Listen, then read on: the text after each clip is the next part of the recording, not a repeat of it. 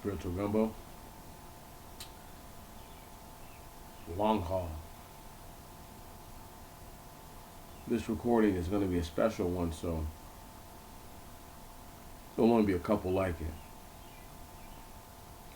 So there's something I must say before I go into this. Our ancestors only lived so far in this land because of the lessons and the stories that I'm reading to you. They clung to the faith of not only what you think is the New Testimony, but surely the Old Testimony, because they felt a tangible relation to the people that they were hearing about.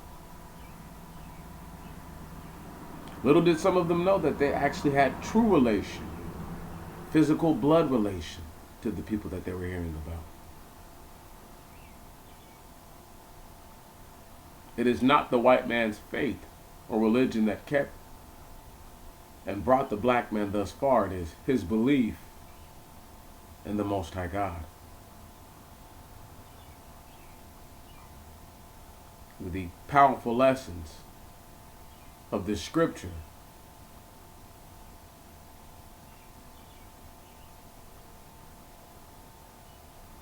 surely we must know that the name of a man like Jeremiah is a prophet of the Old Testimony. Surely you must know that slave owners took a chagrin to naming their slaves after men of the Bible. In particular, men of the Old Testimony. And they loved naming them after the prophets. They loved that. They loved that. Where do you think your people got that from? Because they had enough sense to give you your own real history the entire time you've been here. Thus far, that's why you've made it. Now we're going to go on with our story. We left off with Jacob coming home after he is all but taken everything from his uncle Laban,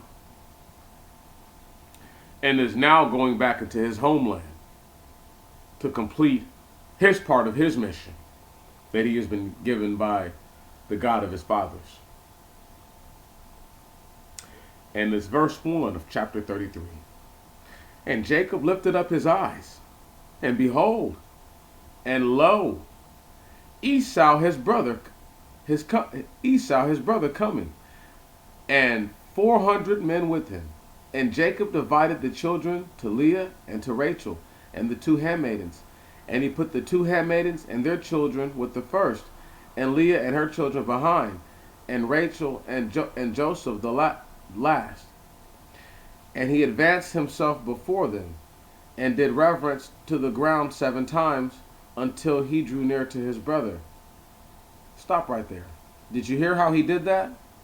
If this guy's going to kill anybody, if anybody's going to get got, the handmaidens and their children go first, then Leah and her children, then Rachel and Joseph last, because I love them the most. Peep that out. Another thing to take note of. Remember, Jacob had just seen the encampment of the angels of the Lord. Now we have to remember that not long from now will the children of Jacob go down into Egypt, multiply and become a great people. But hold on. I wonder what those angels of the Lord are doing, making an encampment. I'll just leave it at that. Oh, another thing too. I'll have the map up again so you can see it. You would have to cross over both rivers. Well, it depends how you're traveling. But if the map is set up the way that it is, and the lands are divided into the territories that they are, the people would have crossed over not one but 2 of the rivers.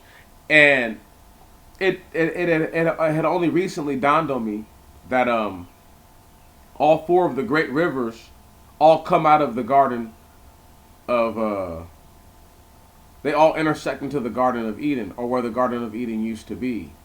You follow what I'm talking about? So all those rivers over there, anyway, that's holy land, is what I'm getting at. Verse 3. No, verse 4. And Esau ran on to meet him and embraced him. So he hugged him and fell on his neck and kissed him. And they both wept. And Esau looked up and saw the women and the children and said, what are these to thee? And he said, Jacob, the children with which God has mercifully blessed thy servant. And the maidservants and their children drew near and did reverence. And Leah and her children drew near and did reverence. And after this drew near Rachel and Joseph and did reverence.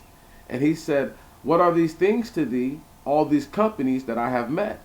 And he said, that thy servant might find grace in thy sight, my Lord. And Esau said, I have much, my brother, keep thine own. And Jacob said, if I have found grace in thy sight, receive thy gifts through my hands. Therefore I have seen thy face, as if anyone should see the face of God.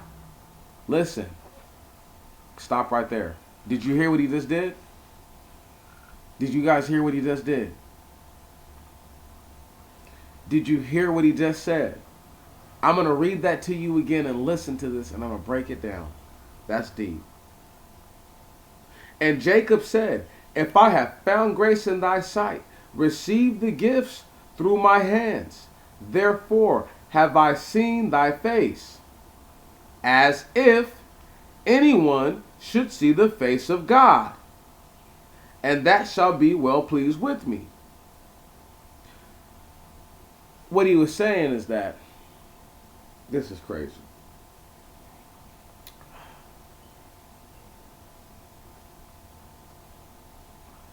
Okay, so, oh my goodness, this is going to be the deep part, where you really have to appreciate what I'm about to say to you.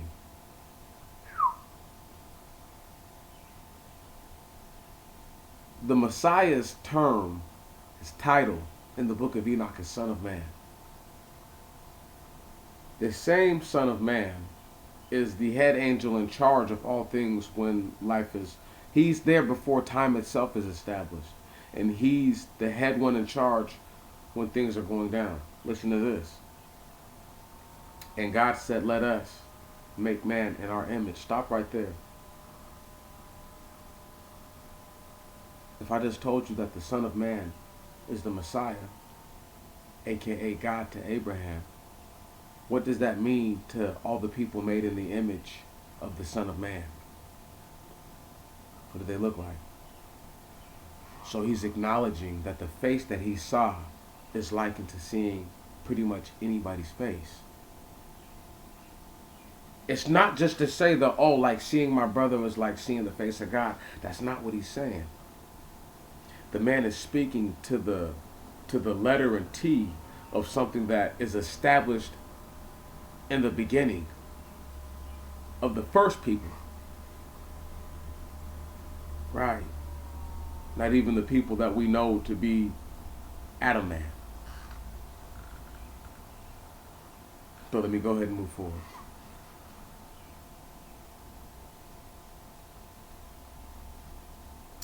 Verse 10. No, verse 11.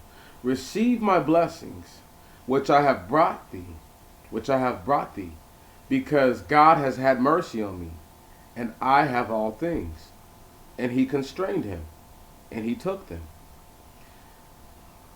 So when it says, and he constrained him, meaning that Esau pretty much calmed Jacob down, right? Right? He constrained them, right? So he's like, okay, calm down, bro. I got you. And he took the stuff. Right on? He was just pretty much telling Jacob, chill. I got you. You know. But that's not set in context, but when he constrains him, surely he's telling him, okay, bro, just chill. I know you probably think you did me wrong when you left, and I know you got all this stuff, and you just want to show me that you're sorry. But he's like, I got my own stuff. But he's like, just take it anyway, please. You see what I'm saying? Now we're going to keep on reading. Verse 12. And he said, let us depart and proceed right onward. And he said to him, my Lord knows that the children are very tender, and the flocks and the herds with me are young. If then I shall drive them hard, one day all the cattle will die. Let my Lord go on before his servant, and I shall have strength on the road according to the ease of the journey before me, and according to the strength of the children, until I come to my Lord to Seir. And Esau said, I will leave with thee some of the people who are with me. And he said, why so? Is it enough that I have found favor with thee before thee, my Lord? And Esau returned on that day on his journey to Seir, and Jacob departs to his tents. And he made for himself there habitations, and for his cattle he made booths. Therefore he called the name of that place booths. Stop right there. So did you hear what he just did? He told his brother to just go ahead, go, right? Jacob gets ready to depart, okay? And the man says, you know what? He goes to his tents and he just sets up shop right there. All right? And this is why he told his brother, like, oh, man, take these dudes back with you. Because he had no intent on going to Seir with his brother. He had no intent on rocking with his brother at all. None. He was just trying to get Esau away from him. He was terrified. Understand what really just took place. Esau must have heard he was coming back into the land. Through who? Laban. Come on. Let's break it all down. And so when that happened, because guess what? Laban was feeling salty and probably wanted Esau to do something to him. But Esau's like, I'm not about to do that to my brother, man. It's been 20 years, man. 20 some odd years, man. I'm not worried about that stuff no more, man. Now notice that he calls the children tender, right? Now we really know that he's only talking about the youngest babies. But he uses the flocks. He got all these excuses as to why he can't rock out and roll out. You see what I'm saying? So, now listen to this. He sets up the spot, sets up booths, and calls the place what he sets up. Come on, this dude is so ghetto, man.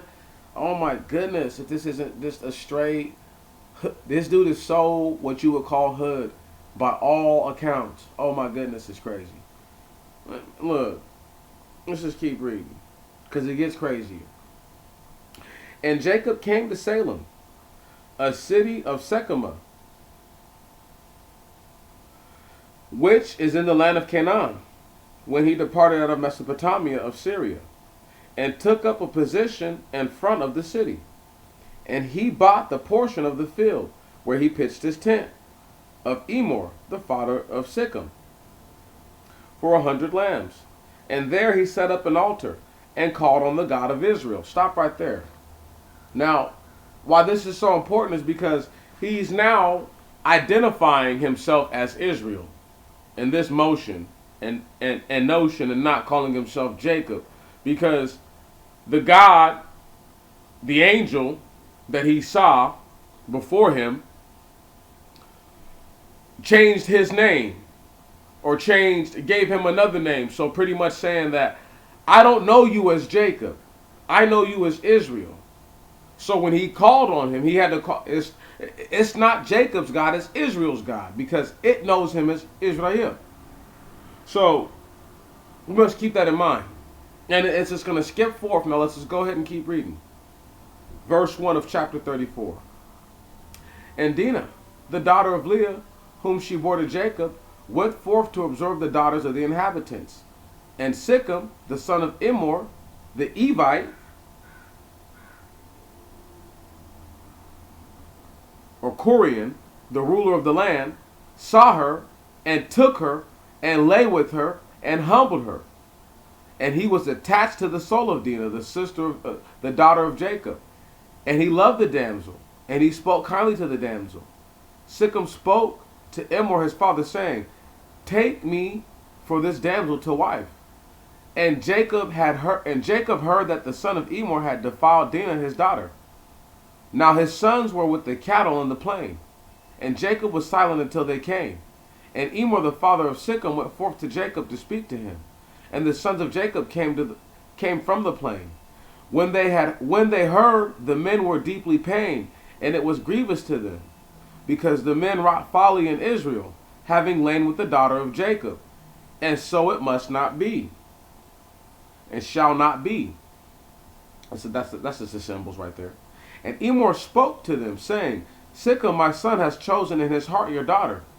Give her therefore to him for a wife, and intermarry with us. Give us your daughters, and take our daughters for your sons, and dwell in the midst of us. And behold, the land is spacious before you, dwell in it, and trade, and possess, and get possessions in it.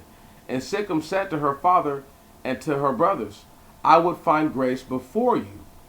And Shechem said to her father and to her brothers, I would find grace before you, and we will give you whatever ye shall name. Multiply your demand of dowry very much, and I will give according as ye shall say to me. Only ye shall give me this damsel for a wife. Stop right there. So let's just go ahead and go through this whole point right here. The daughter's out there running around, trying to be grown, gets snatched up, gets raped, really, okay? You see what I'm saying? It says, oh, he took her. He took her. He saw her, he took her, he lay with her, he humbled her. He had her taken off the streets. She couldn't do nothing about it. That's how it went back then. So if they think that the stuff we're going through is toxic masculinity now, that's how it went back then, chicks. A dude who was running stuff could see you, and if you were all by yourself, he could have you just like that. And do you see what he did? He laid with her, sent her back out. Now they're talking about the whole situation. Even though he speaks kindly to her, oh, right. Oh, yeah, you care about her, but you forced yourself on her, though. Neither here nor there. Neither here nor there. Do you hear how they're trying to assuage this situation? Oh, man, you guys can come live in our land. You know, you give us your daughters, we'll give you our daughters, you know, and intermarry with us. Did you hear that? Did you hear that? They're not trying to hear none of that. The sons of Jacob are hearing none of it. Verse 13. And the sons of Jacob answered to Shechem and Hamor his father craftily, and spoke to them, because they had defiled Dinah their sister. And Simeon and Levi, the brothers of Dinah, said to them, We shall not be able to do this thing, to give our sister to a man who is uncircumcised, for it is a reproach to us. Only on these terms will we conform to you, and dwell among you. And if ye also will be as we are, in that every male of you be circumcised, and we will give you our daughters to you, and we will take of your daughters for wives to us, and we will dwell with you, and we will be as one race. What? And we will be as one race. What? And we will be as one race. Verse 17, but if ye will not hearken to us to be circumcised, we will take our daughter and depart. So listen, the brothers are speaking as if their sister's their daughter. Okay? Did you hear that? Did you hear that? Follow me. These two dudes, Simeon and Levi, are probably grown men right now. It hasn't told us what the elapse of time has been. It's been a little while. Because for Jacob to tell his brother Esau that the children are tender, which of the children are tender? See, you follow what I'm saying now? Do you see the play on words that dudes be trying to use? And I'm trying to get y'all to understand the physical human situations that are playing out. This is tangible stuff. It's something actually happened. And it had to play out a certain way. And right now, the two really about it sons of Jacob, Simeon and Levi, are like, check this out, bro. You're not circumcised. You get everybody, and y'all all get circumcised. All the dudes get circumcised. We'll give you our daughters. We'll take your daughters for wives, and we'll become one people together. But if you don't, we'll take our daughter and we're out of here. Now listen. And the words pleased Emor, and Sichem, the son of Emor. And the young man delayed not to do this thing, for he was much attached to Jacob's daughter, and he was the most honorable of all his father's house. And Emor and Sichem his son came to the gate of the city, and spoke to the men of the city, saying, These men are peaceable. Let them dwell with us upon the land, and let them trade in it. And behold, the land is extensive before us. We will take their daughters to us for wives, and we will give them our daughters. Only on these terms will the men conform to us, to dwell with us, so as to be one people, if every male of us be circumcised, as they are circumcised. Stop right there. Another indication that even if there were people who were Canaanites, who were with Abraham, who were circumcised, that all the people, listen to what I'm saying. There weren't nearly enough people to go out and to make it a thing. Okay? So when you guys read about circumcision back then, and you're thinking about modern times, you're being so disrespectful. You need to take yourself out of modern times and think, first off, people aren't born circumcised. That's number one. Number two, if Abraham's the first person to be circumcised, they're only 2 generations separated from Abraham. How many people can actually be circumcised on the earth? Right. So with that being said, you need to really put this all into context.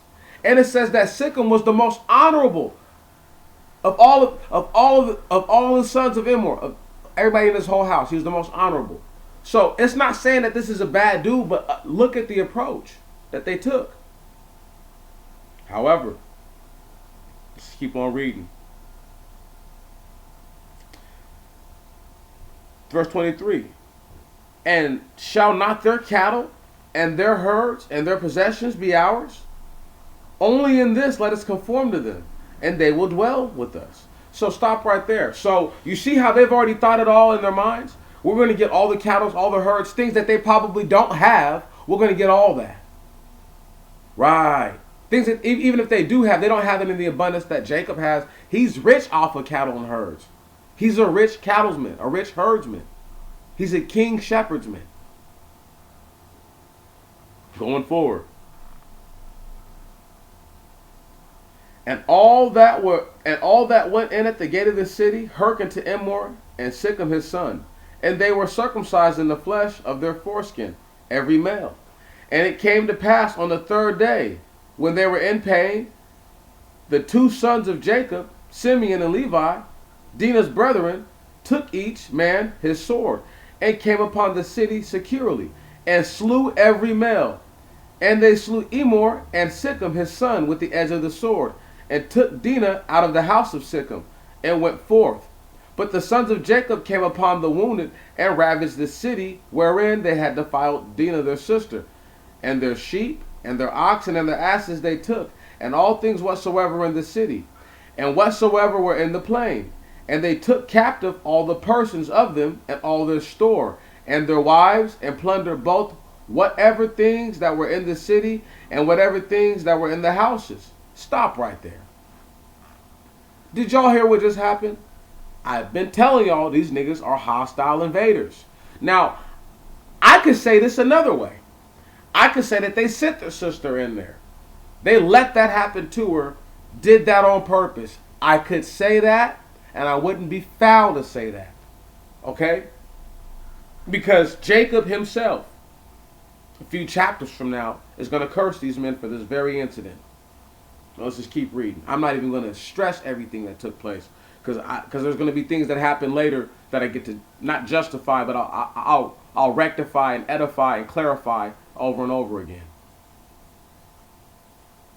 No, they took whatever they had, though. All the women, everybody captives. This does not sound like some hostile invader stuff. Just saying. Verse 30. And Jacob said to Simeon and Levi, Ye have made me hateful, so that I should be evil to all the inhabitants of the land, both among the Canaanites and the Perizzites. and I am few in number. They will gather themselves against me and cut me in pieces, and I shall be utterly destroyed, and my house. And they said, Nay, but shall they treat our sister as an harlot? And God said to Jacob, Arise, and go to the place Bethel, and dwell there, and make there an altar to God, and there make an altar to the God that appeared to thee, when thou fleddest from the face of Esau thy brother.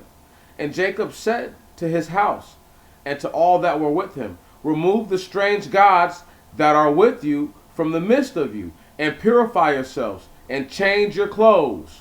What? What? Did you guys hear that? Did you hear? So this man is rocking with people who he knows don't worship. Man, this stuff is so deep.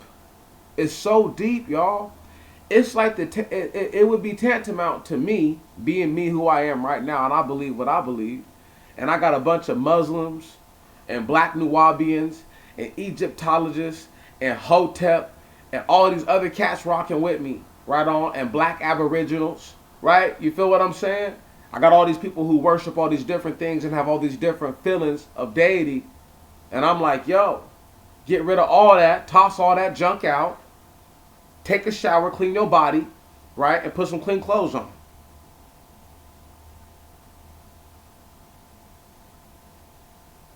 And this is just crazy. Now here we go. And we're in chapter 35 right now. Verse 2. And Jacob said to his house and to all that were with him, Remove the strange gods that are with you, that are with you from the midst of you, and purify yourselves and change your clothes, and let us rise and go up to Bethel, and let us make there an altar to God, who hearkened to me in the day of calamity, and who was with me, and preserved me throughout in the journey by which I went.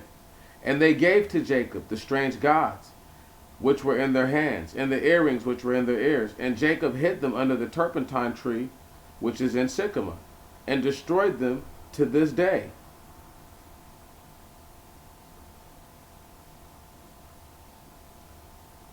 Here we go. Now, why that's so important, y'all, is because note that Jacob at this point has to make the distinction. Okay? I believe what I believe. Now, there's no I want y'all to understand. There's no telling what Levi, Simeon, Judah, there's no telling what any of those dudes believed. Do you understand? Their mothers didn't believe that stuff. Now, how I know that there were strange gods with them is because Rachel took her father's stuff. And even so, that's even all the stuff that Rachel took. Come on, listen and pay attention. Let's keep going.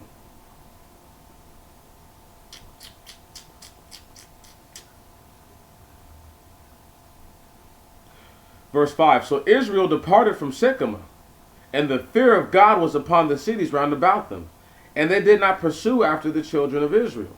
You know why? Because these dudes just smashed a whole fucking city. Excuse my language. Two dudes just went and killed a whole city. And then the sons, the other sons who were grown, and then think about it, all the servants and everybody who's with them, they go and they ransack that joint. Come on, man. It was crazy. And dudes was like, man, we don't want none of them. We don't want nothing to do with none of them. And you see why he said, man, you're going to make me evil to the land, and these dudes are going to join up against me, the Canaanites and the Perizzites, and they're going to cut me into pieces. Now, you see how descriptive he was about that? Because apparently people got cut into pieces back then. Now, let's just go ahead and keep it pushing.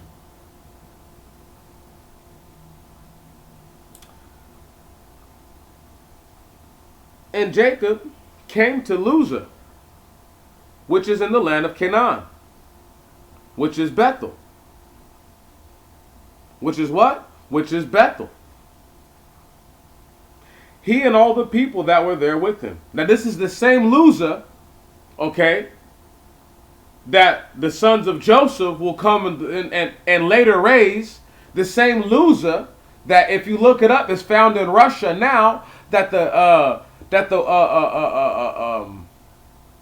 Is it the harlot and her family? I want to say that they let go, or it's the dude.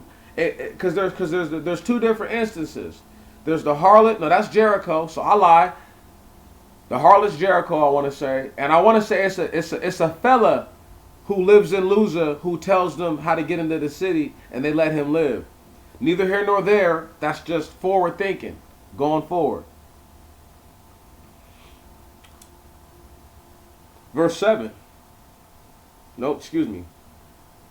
And Jacob came to Luza, which is in the land of Canaan, which is in Bethel, he and all the people that were with him. And he built there an altar, and called the name of the place Bethel. Right? He built there an altar and called the name of the place Bethel. For there God appeared to him when he fled from the face of his brother Esau. Now stop right there. Now this is deep. Note that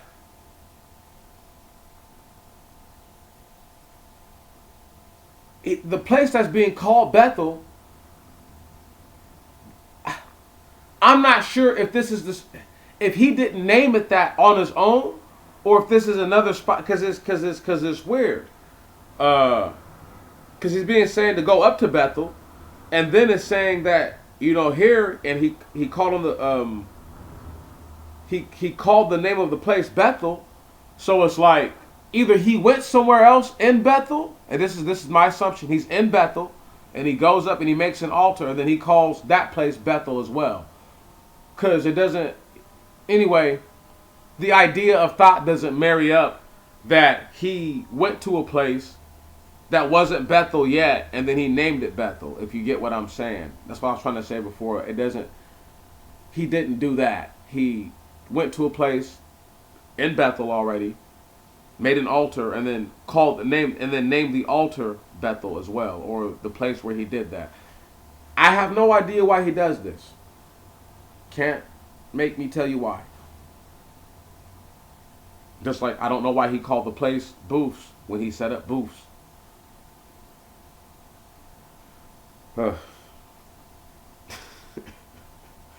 Verse 8.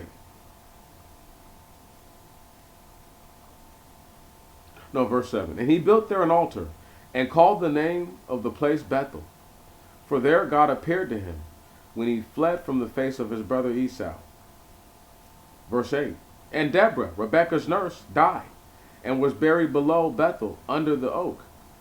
And Jacob called his name the Oak of Mourning. So, notice how they got a name for everything, right? You know what I'm talking about? Like, they have a name for everything. Like, whenever something happens, it's an event. The heap of witness, or the witness heap, right? I mean, there's so many different things that we could just speak about, okay? And the reason why it's called the Oak of Mourning is because that's Rebecca's nurse. Right on? Probably, midwife also type person too, to Rebecca. You know what I mean? So she's an older woman, right? Or we're gonna assume she was an older woman, older than she was. Let's assume that she's an older woman, and they called the Oak of Mourning. So apparently, when she passed, it was a sad time, and these are little small things, and once again, these are tiny indicators into the day of the life of the people. You can't know for sure what took place, but you can make certain presumptuous notions. Verse 9. And God appeared to Jacob once more in Luzah, when he came out of Mesopotamia of Syria. And God blessed him. And God said to him, Thy name shall not be called Jacob, but Israel shall be thy name. And he called his name Israel. Stop right there. It's reiterating a situation right now, right? But let's just break it all down. You see what I'm saying? I'll get to it after I read all this. And God said to him, I am thy God. Increase and multiply. For nations and gatherings of nations shall be of thee, and kings shall come out of thy loins. And the land which I gave to Abraham and Isaac, I have given it to thee. And it shall come to pass that I will give the land also to thy seed after thee. And God went up from him from the place where he spoke with him. And Jacob set up an altar in the place where God spoke with him, even a pillar of stone, and offered a libation upon it, and poured oil upon it. And Jacob called the name of the place in which God spoke with him, Bethel. Stop right there. Now this is verse 16, it's in parentheses.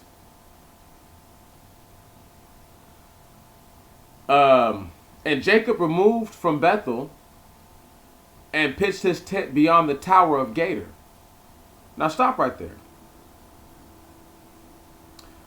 This is when things are about to get deep, okay? And I just want it to be appreciated for what it really is right now. They're telling us that the place Bethel, right, is the first place that he went. It's running down the whole scenario of how he just did everything he did. He went back to the same very place that he first offered anything up, right? Called Bethel, right? The first time you ever seen his face. He goes there again. He sees his face one last time, it's explaining this, right? And it's telling us that this must have happened, obviously, as he's crossing over. And this instance, for some odd reason, I can't say why it's not chronicled differently. I could argue to make sense of the situation that's about to happen, because if we read the story and we read it just like, okay, well, he's seen Esau, his brother, then he sets up shop, and then all of a sudden his sons kill these dudes, it's like that doesn't marry up all the way, like all the same. But if we read it like, okay, while he's moving from one spot to the other because his sons done did some wild stuff, and he goes back up to the same place that he was at, right? That he sees God again, right? And this guy would be who I'm contending strongly is the Messiah, right? Right. See how deep this is? The reason why I have to compound stress this, the fact that the Messiah is God, okay, not the Lord God, but God, is because if people get it confused, they'll not understand that the character that Moses was dealing with was the Most High. Can you dig that? And he dealt with the Messiah, but he got to deal with the Most High God himself.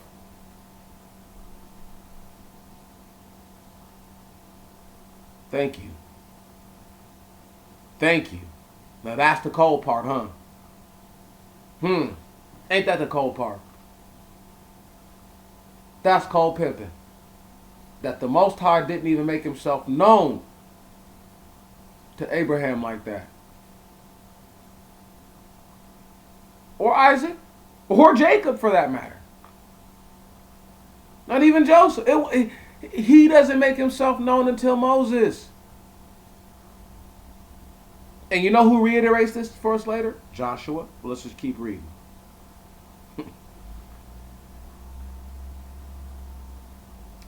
Verse 20. No, excuse me. Whoa.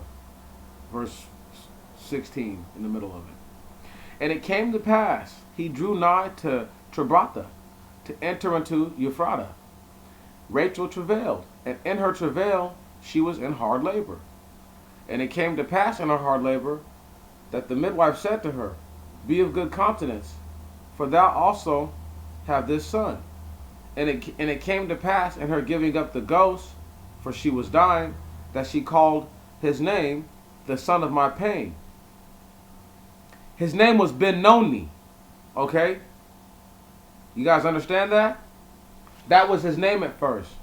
Ben-Noni. It doesn't say that here, but that's actually in the KJV. But his father called his name Benjamin. So Rachel died and was buried in the way of the course of Ephrata. This is Bethlehem. And Jacob set up a pillar on her tomb. This is the pillar on the tomb of Rachel until this day. And it came to pass when Israel dwelt in the land that Reuben went and lay with Bala, the concubine of his father Jacob. And Israel heard this thing, and Israel heard, and the thing appeared grievous before him.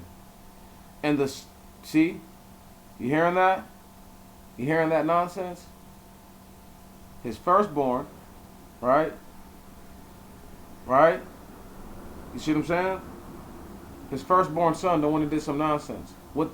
And this is one of his brothers. This is my brother's mother. This is my brother's mother, dude.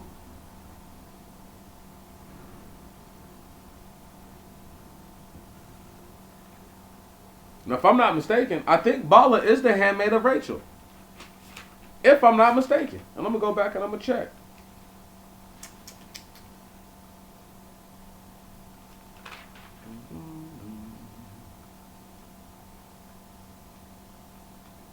Yep.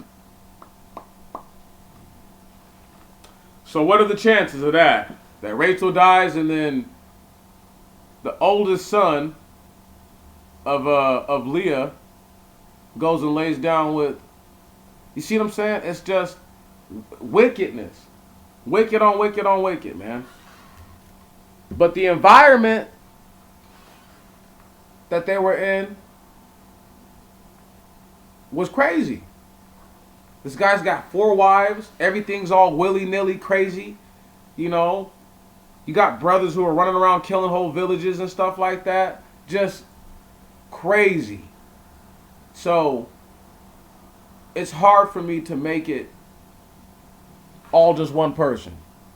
One moment. Okay, I'm back. As I was saying, though, this whole thing is wild.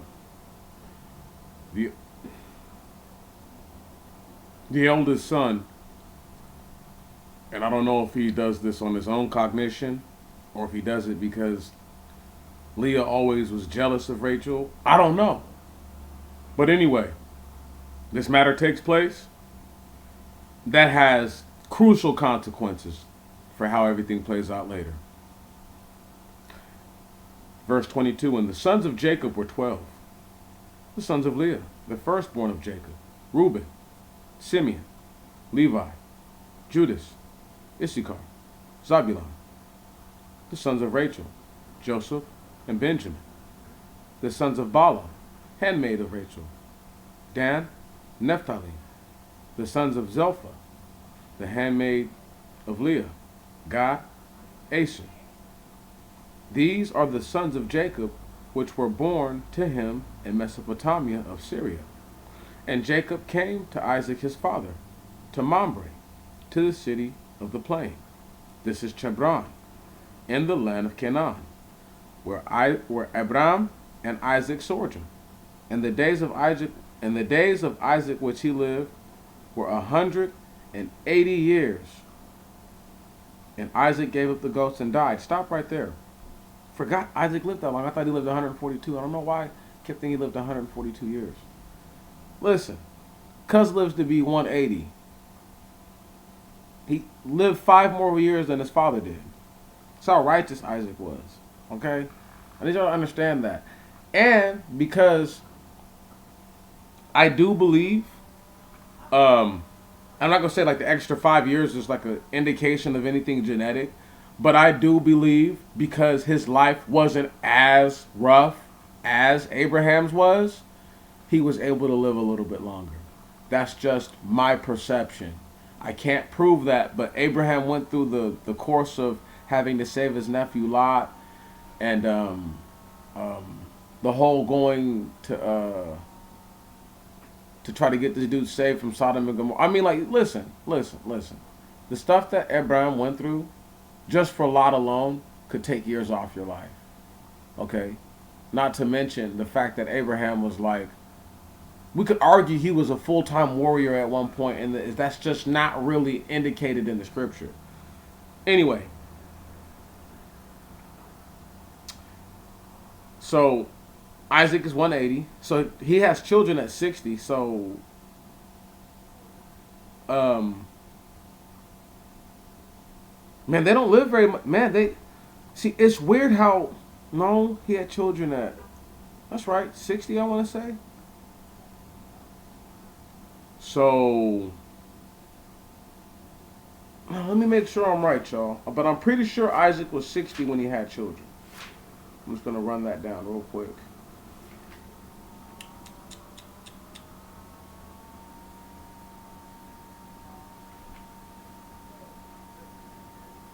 No.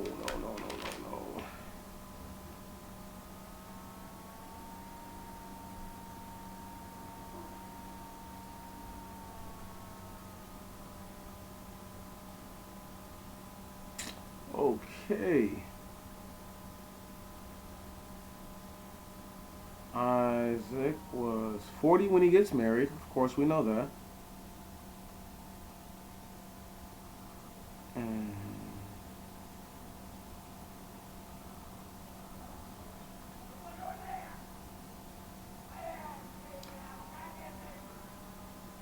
I actually, man, how old is the dude when he has children?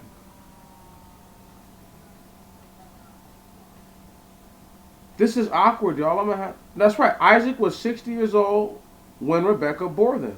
That's right. Esau and Jacob. Okay, so listen.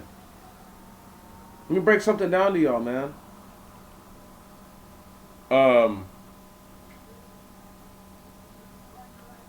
I forget how long this whole journey is for Jacob. I mean, not for Jacob, but for Joseph in Egypt. But we're gonna do. I'm gonna skip forward and I'm gonna look at something, okay?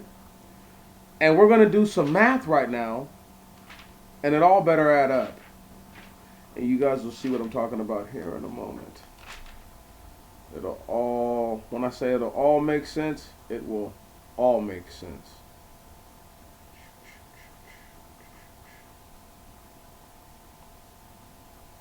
What I'm trying to do right now, because if he died at 180, but I'm trying to tell, man, that doesn't sound right. Man, that doesn't sound right. Because that means that there's been 120 years um, since Jacob's been alive. 1 second, y'all.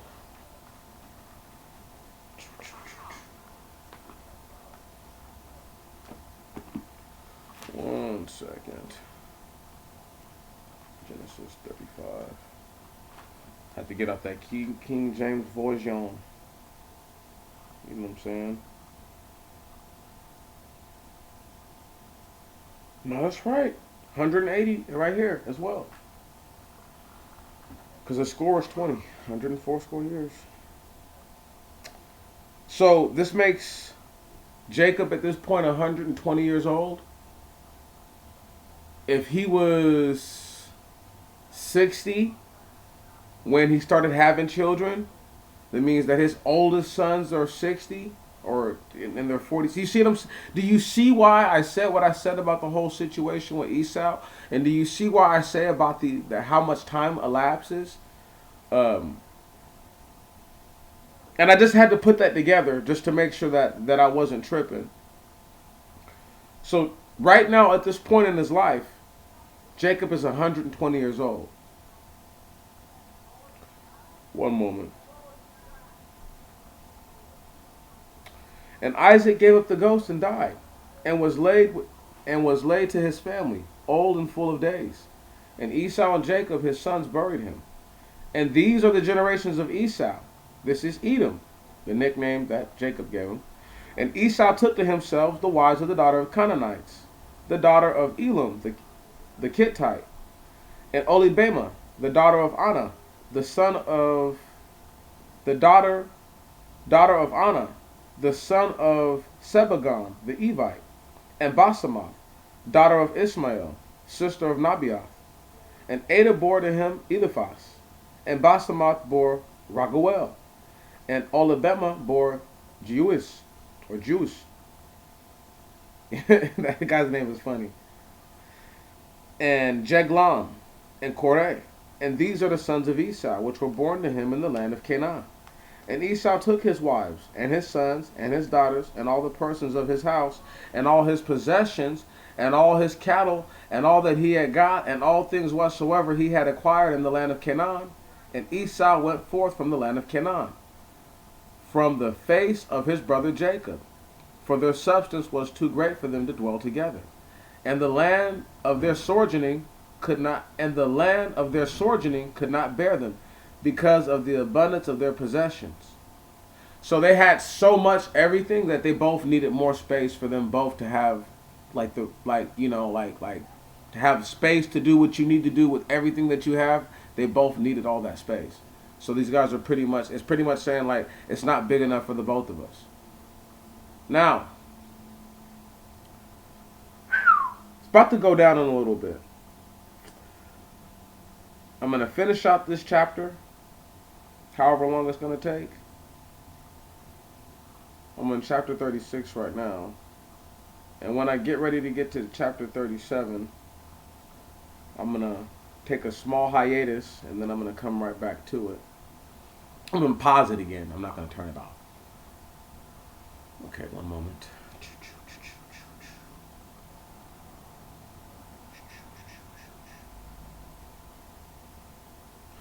Here we go. Verse 8. And Esau dwelt in the Mount Seir, Esau, he is Edom. And these are the generations of Esau, the father of Edom, in the Mount Seir. And these are the names of the sons of Esau.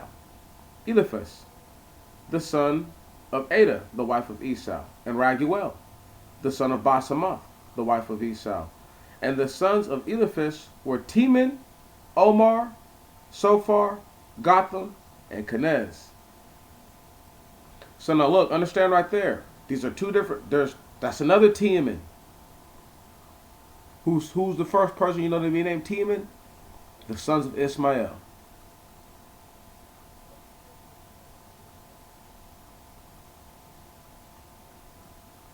And Tamar was a concubine of Eliphaz, the son of Esau. And she bore Amalek to Eliphaz. These are the sons of Ada, the wife of Esau. And these are the sons of Raguel, Nakath, Zareh, Some, Mose. These are the sons of Basemath, wife of Esau. And these are the sons of Olibema, the daughter of Anna, the son of Sebagon, the wife of Esau. And she bore to Esau Jeush, Jeglam, and Korah. These are the chiefs of the sons of Esau, even the sons of Eliphaz, the firstborn of Esau, chief Teman, chief Omar, chief Sophar, chief Kenez, chief Korah, chief Gotham, chief Amalek. These are the chiefs of Eliphaz in the land of Edom. These are the sons of Ada, and these are the sons of Raguel, the son of Esau, chief Nakol, chief Zareh, chief Some, chief Mose. These are the chiefs of Raguel in the land of Edom, the sons of Basemath, wife of Esau. These are the sons of Olibema, wife of Esau, chief Jeush, chief Jeglam, chief Korah. These are the chiefs of Olibema, daughter of Anna, wife of Esau. These are the sons of Esau. These are their chiefs, and these are the chiefs. And these are the sons of Edom. And these are the sons of Seir, the Korite, who inhabited the land: Lotan, Sobal, Sebagon, Anna, Desan, Asar, Razan. And these are the chiefs of the Korite, the son of Seir, in the land of Edom. And the sons of Lotan were Cordy and Heman. And the sisters of Lotan, and the sister of Lotan, Tamna. And these are the sons of Sobal, Golam, and Manakat, and Gebal, and Sophar, and Omar. And these are the sons of Sebegon, Ane, and Anna. Anye and Anna. And this is Anna, who found, and this is the Anna, or Anna, who found Jamin in the wilderness, when he tended the beast of his father Sebegon. These are the sons of Anna, or Anna. Anna, forget it. Anna, there we go. Desan. And Alibama was daughter of Anna. And these are the sons of Desan, Emada, and Esban, and Itran, and Karan. And these are the sons of Esar, Balaam, and Zukam, and Jukam. And these are the sons of Rishon, Hos, and Aaron.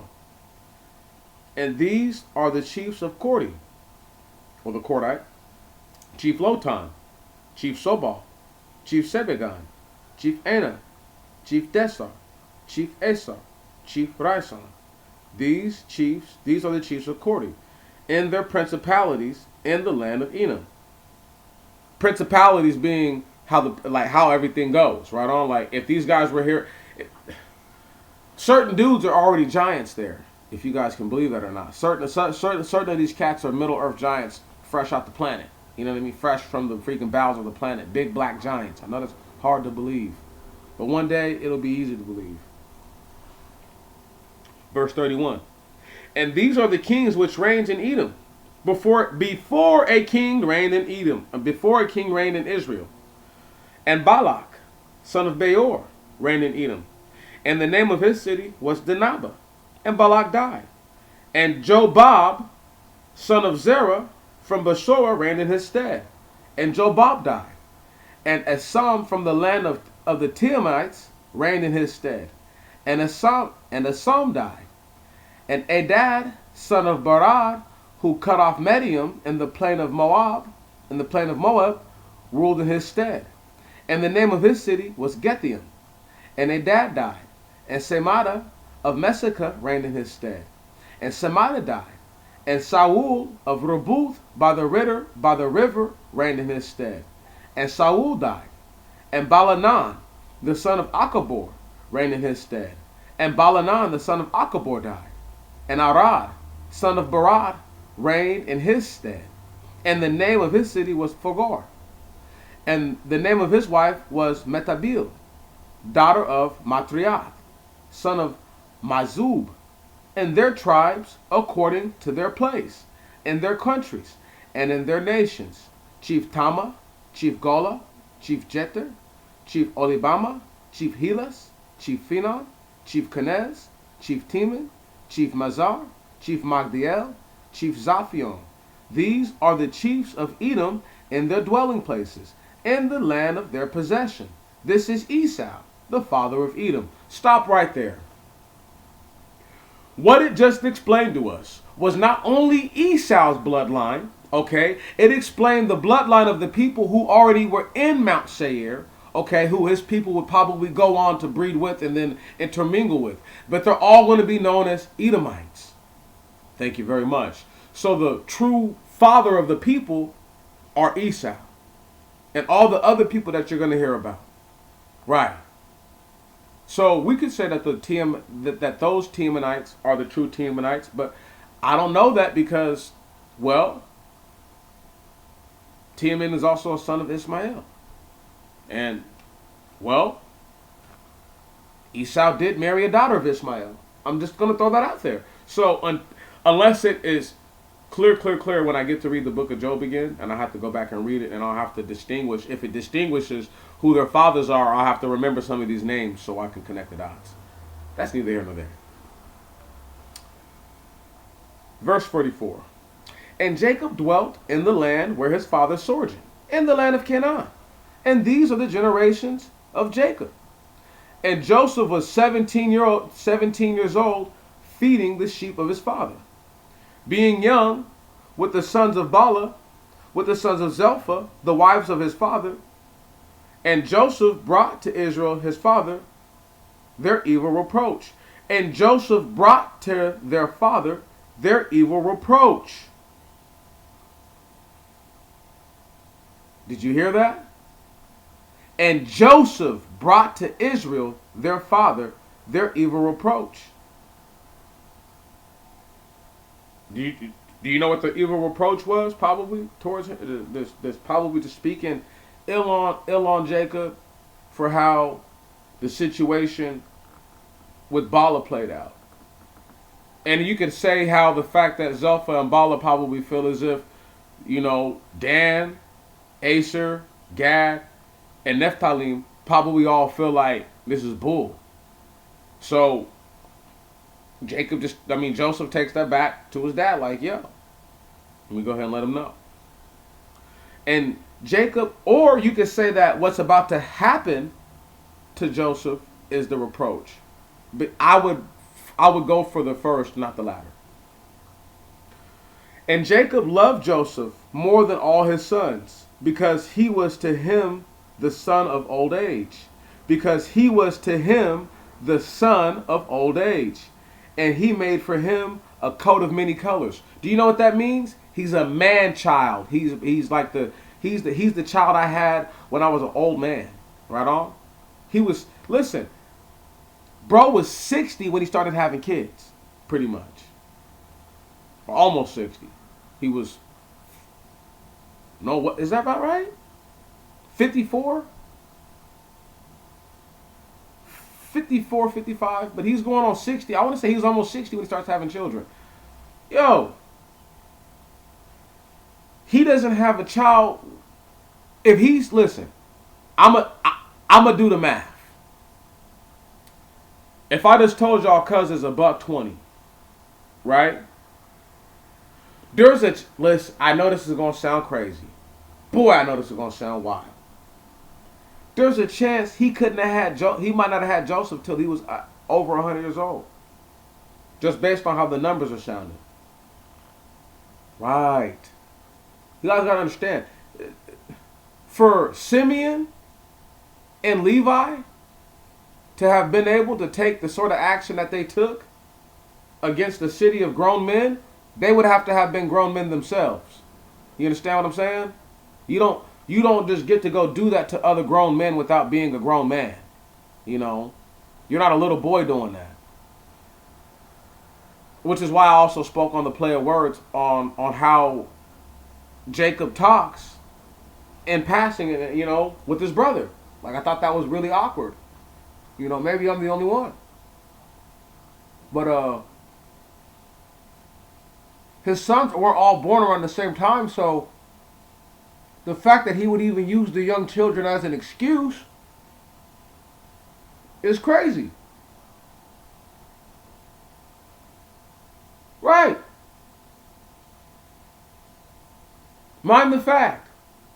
Reuben, Simeon, Levi, Judah. Okay? Those four right there are the oldest. They're the oldest. So these dudes were grown men and were having children and stuff when these guys were still little babies. Or were able to, I should say. Anyhow. Once again, a day in the life is not monitored, it's not recorded, it's not kept track of for us to really see and say, okay, this is how they lived every day. Now let's just keep on going until I get to verse. Am I at the verse 1 already? Yeah, I've already passed verse 1 of chapter 37. So let me pause here, okay, and then I'm going to pick back up again. All right, my people. We're back. We're in chapter 37. And before we go any further, we got to clear up some confusion. For a long time, I don't know how long, I don't know who I'm thinking about a character right now, y'all. If anybody can tell me who the person is. They live to be 142, if I'm not mistaken, and they're pretty important. It could be Joseph or somebody. I could really be tripping right now, and it could be somebody a little bit later on down, and I'm just ahead of myself. Because I went back on my little hiatus there, and I checked, and there was no. Well, there was a date for Ishmael, but Ishmael died at 137, and if Isaac lived to be 180, then Isaac lives. Isaac is 14 years younger than Ishmael. He'd have been 123. It means he lived 57 years after Ishmael dies. Why I'm even going through all this? Why I'm even talking about all this? Why I even believe it's, well, I know it's important, but why I believe it's important is because you have a situation that takes place where Isaac feels as if what's the little situation with Esau and Jacob, where he feels like he cheated Esau, but really what I want you guys to think about is this. It tells us that before there was ever a king in Israel, that Edom already had kings. And it breaks down who the people were. And it does so thoroughly to the point to where it tells us of the people who lived in the mountains of Seir. Now, why this has to do with age, and what I'm talking about with Jacob right now, Jacob's about 120 years old. And I didn't skip forward to see exactly how old he lives. But he might live to be 140 something. He might be the one I'm thinking of who lives to be a buck 42. But if that's the case, he's only got 22 more years. And Joseph's already 17 years old. And he's telling us, as we just read before I left off, that he sired Joseph in his old age. So what I'm saying is this. How old do you think this man was when Joseph was actually born?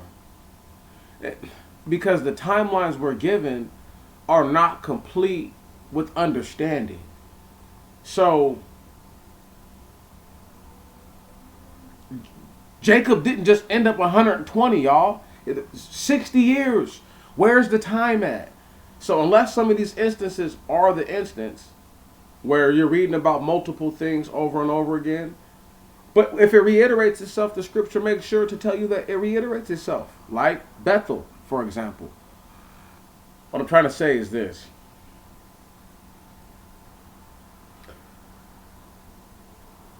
If Jacob is 103 or even like 80, 90 years, he's way older than 80 by the time Joseph's born.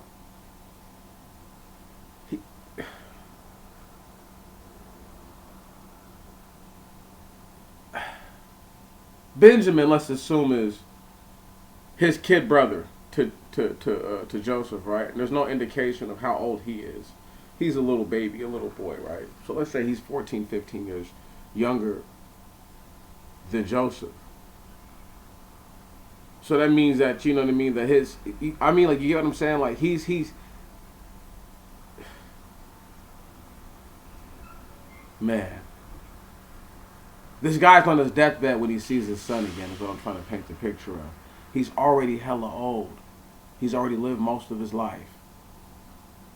If that's not if that's not clear to you, then the whole story of Joseph will fall deaf on your ears.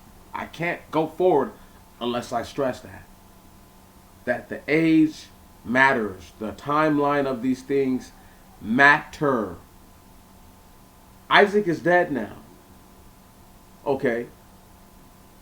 But just quick math. If Isaac is 60 when his sons are born and he dies at 180, that makes Jacob 120. Off tops. Esau 120. Going forward. And Joseph was 17 years old, feeding the sheep of his father with his brethren, being young, with the sons of Bala, and with the sons of Zelphah, the wives of his father. And Joseph brought to Israel his father their evil reproaches.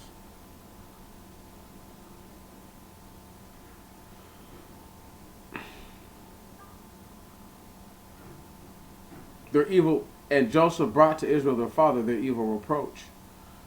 So it says down here that they're hating on my mans. But I already explained to you guys how I feel about that earlier. Feel way differently about that. And Jacob loved Joseph more than all his sons. Well, I wonder why he loved Rachel more than he loved Leah. Anyway, because he was to him the son of old age. And what they're trying to say is that, like, you know, when people get old and they have like a, you know, you have parents who have children in like their 20s and their 30s, and they might get old and have a child when they're in their 40s or 50s, right? And they really, I mean, they spoil that baby spoiled, you know, that baby spoiled.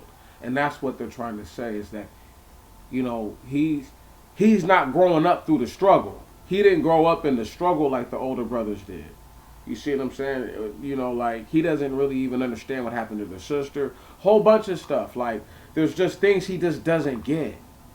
Anyway. And his brethren, having seen that his father loved him more than all his sons, hated him, and could not speak anything peaceable to him. And Joseph dreamed a dream, and reported it to his brethren. And he said to them, hear this dream which I have dreamed. I thought we were binding sheaves in the middle of the field, and my sheaf stood up and was erected, and your sheaves turned around and did obedience to my sheaf. And his brethren said to him, shalt thou indeed reign over us, or shalt thou indeed be Lord over us? And they hated him still more for his dreams and for his words. And he dreamed another dream, and related it to his father and to his brethren, and said, behold, I have dreamed another dream, as it were the sun, and the moon, and the 11 stars did me reverence. And his father rebuked him, and said to him, what is this dream that thou hast dreamed? Shall indeed both I, and thy mother, and thy brethren come and bow before thee to the earth? Did you hear what he just said? Listen, follow this. The sun and the moon are his mother and father. The stars are his brother. Okay? Listen, he did it with the sheaves to his brother. First, his brother's like, is this nigga tripping? You feel me? Really? But he's telling him, man, I'm about to be the king one day. Right? Now, look, everybody wants to say how much Jacob loved him, but listen to that, though. Jacob checked him. It says right here. One moment. Where's this man at? Hold on. And his father rebuked him. Come on. And said to him, what is this dream which thou hast dreamed? Shall indeed both I and thy mother and thy brethren come and bow before thee to the earth? And his brethren envied him. But his father observed the same. And his brother went to feed the sheep of their father to Shechem. And Israel said to Joseph, Do not thy brother feed thy flock in Shechem?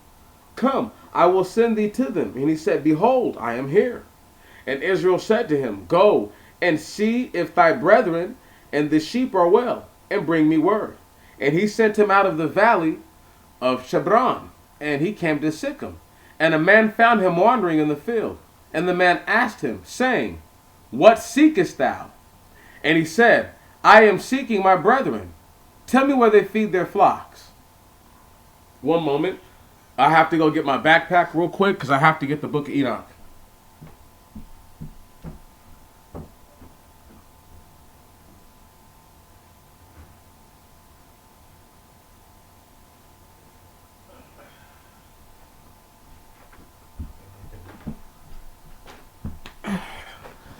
So, we're back at verse 17, chapter 37. One moment. And I'm just trying to retrieve the book out the bag. Yeah. Because an important part is about to come up that we need to relate again to the book of Enoch.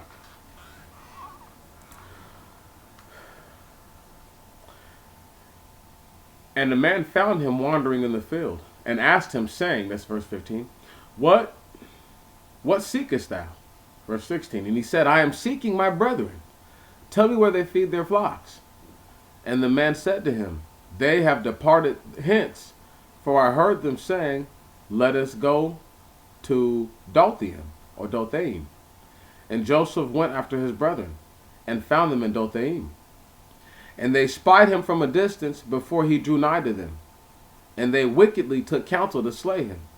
And he said to his brother, Behold, that dreamer comes. Now then, let us kill him, and cast him into one of the pits, and we will say, An evil wild beast has devoured him, and we shall see what his dreams will be. And Reuben, having heard it, rescued him out of their hands, and said, Let us not kill him, or smite him to the life. And Reuben said to them, Shed not blood. Cast him into one of the pits, into the wilderness, but do not lay your hands upon him. But do not lay your hand upon him, that he might rescue him out of their hands, and restore him to his father. So what he was trying to say was, if they put a pit, if you're gonna throw him into the pit, he was gonna go to the pit, get him out, and then take him back to their dad anyway. But you see how all these other niggas are like, man, let's kill this nigga. And what's funny is, it doesn't say it right here, but how we know it later, because we're about to read his name, I'm pretty sure it was Judas who was talking about killing him. And let's just go forth. I'm going to keep reading. And it came to pass, when Joseph came to his brethren, that they stripped Joseph of his many-colored coat that was upon him. And they took him and cast him into the pit. And the pit was empty, and it had not water. And they sat down to eat bread. And having lifted up their eyes, they beheld, and lo, Ishmaelitish travelers came from Galilee, and their camels were heavily loaded with spice and resin and myrrh. And they went to bring them to Egypt. And Judah said to his brethren, What profit us if we slay our brother and conceal his blood? Come, let us sell him to these Ishmaelites, but let not our hands be upon him, because he is our brother and our flesh. And his brother hearkened. And the men and the merchants of Midian went by, and they drew and lifted Joseph out of the pit, and sold Joseph to the Ishmaelites for 20 pieces of gold. And they brought Joseph down into Egypt. Stop right there. Now let's just go ahead and read something out of the book of Enoch, chapter 89. And we're going to read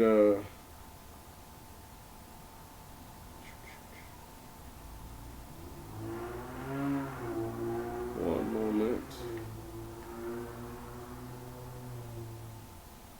Nope. Right here. And among them was born a white bull, verse 11. And they began to bite one another. But that white bull which was born amongst them begat a wild ass. That's Ishmael, and the white bull is Abraham. And a white bull with it. And the white bull is Isaac. And the wild asses multiplied. But that bull which was born from him, who's Isaac, begot a black wild boar, who is Esau, and a white sheep, who's Jacob. And the former begot many boars. But the sheep begot 12 sheep. Sounds interesting, doesn't it? And when those 12 sheep had grown, they gave up one of those sheep. They gave up one of them to the asses. To the who? To the asses, the Ishmaelitish people that we just read about. And those asses gave up the sheep to the wolves. The wolves being who? The Egyptians. Come on. We're going to have to wait a second, because we're going to have to start reading about the life of Joseph and correlate it with the book of Enoch. And it's going to be tedious, but we're going to do it. One moment.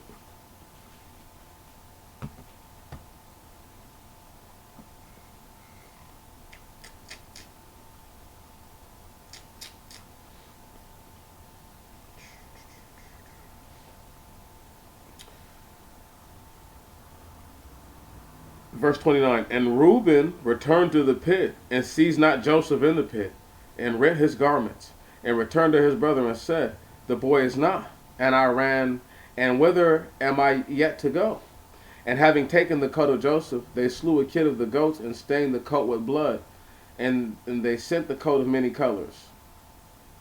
And they brought it to their father, and they said, This have we found. Know if it be thy son's coat or not, thy coat or no. And he recognized it and said, It is my son's coat. An evil wild beast has devoured him. A wild beast has carried off Joseph. And Jacob rent his clothes, and put sackcloth on his loins, and mourned for his son many days. And all his sons and daughters gathered themselves together, and came to comfort him. But he would not be comforted, saying, I will go down to my son mourning. I will go down to my son mourning to Hades. I will go down to my son mourning to Hades. So he's saying, when he's gonna go where his son is at in Hades, and he's gonna mourn him going down to Hades. And his father wept for him. And the Midianites sold Joseph. Oh, that's right. And the Midianites sold Joseph into Egypt to Potiphar's, the eunuch of Pharaoh, captain of the guard. And it came to pass at that time that Judas, hold on, this is verse 1 of chapter 38. And it came to pass at that time Judas went down from his brethren. And this is why it's so important now that you understand genetics, my friend. Because this is a big part. This is a big deal what takes place. And it came to pass at that time that Judas went down from his brethren, and came as far as to a certain man of Odalam, whose name was Iris. And Judas saw there the daughter of a Canaanitish man, not a Canaanite, but a Canaanitish man, whose name was Sava. And he took her, and went into her, and she conceived, and bore a son, and called his name And she conceived, and bore a son again, and called his name Anan. And she again bore a son, and called his name Selam. And she was in Chasbe when she bore them. And Judas took a wife for his firstborn, whose name was Tamar. And the firstborn of Judas, was wicked before the Lord, and God killed him. And God killed him. Did you hear that? That's deep. That's deep. Didn't say a man slew him. Now, we could assume he died many different ways. Aneurysm, heart attack, stroke, whatever. But it makes a distinct mention to say that this dude is so wicked that the Messiah himself was like, you know what? You're out of here. Going forth. And Judas said to Anan, Go unto thy brother's wife, and marry her as her brother-in-law, and raise up seed to thy brother. And Anan, knowing that the seed should not be his, it came to pass, when he went into his brother's wife, that he spilled it on the ground, so that he should not give seed to his brother's wife. Listen to that. Listen to that. Do you understand how it was supposed to work? That child wasn't supposed to be his, so he was like, forget that. Oh, it's not going to be my baby? So what does he do? He lets his sperm fall, right? So now let's hear what happens to him. And his doings and his doing this appeared evil before God. And his doing this appeared evil before God. And he slew him also. Because he's like, whoa, bro. Right on. You for the reason here, because listen, it's not like he wanted to go into the woman in the first place. But you're evil for going into her, knowing that you have no intention on getting her pregnant. So you're just using her. Right on? Okay, bro. Down you go, pimp. That's evil, bro. Because you knew what you were doing. You see what I'm saying? Like, had that not even been a thought in your mind, and whatever happens, sure. But that's you've already prognosticated that the child technically won't be your child, even if it comes from your loins, because guess what? You and your brother have the same mother and father. So the child If you give this woman children, it's like your brother giving her children. Right. So he's like, forget that. I'm not doing that. And he's out of there. And Judas, verse 11, said to Tamar, his daughter-in-law, sit thou a widow in the house of thy father-in-law until Selim, my son, be grown. For he said, lest also he die as his brethren. And Tamar departed and sat in the house of her father. And the days were fulfilled. And Sava, the wife of Judas, died. And Judas being comforted went to them that sheared his sheep, himself and Iris his shepherd, and Iris his shepherd, the Adullamite, to Tamna. Listen, Iris is the same dude that he ran into, that he's been kicking it with this whole time, and this is the guy who watches over his stuff, right?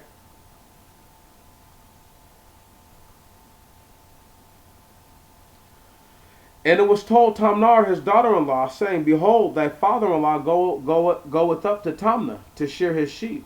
And having taken off the garments of her widowhood from her, she put on a veil, and ornamented her face, and sat by the gates of Enon, which is in the way to Tamna, so she saw that Selim was grown, but he gave her not to him for a wife. But when Judas saw her, he thought her to be a harlot, for she covered her face, and he knew her not. And he went out of his way, listen, turned to her, listen, he went out of his way, come on, to her, and said to her, let me come into thee. For he knew not that she was his daughter-in-law, and said, what will, and she, listen, do you hear how he just came all direct about it? Right, come on, listen, you guys just got to understand, man. Like, the way that people try to tell you to be about it, and the way that you're really supposed to be about it, way different. And I'm not telling people to go out here and to start talking reckless, okay? But I'm just saying that know the difference in the social climate as to how he could speak to a lady, and there is no, toxic masculinity or whatever people want to call misogyny and all that other nonsense. This is just the way life was. And she did that to herself. She put herself there. Thank you very much.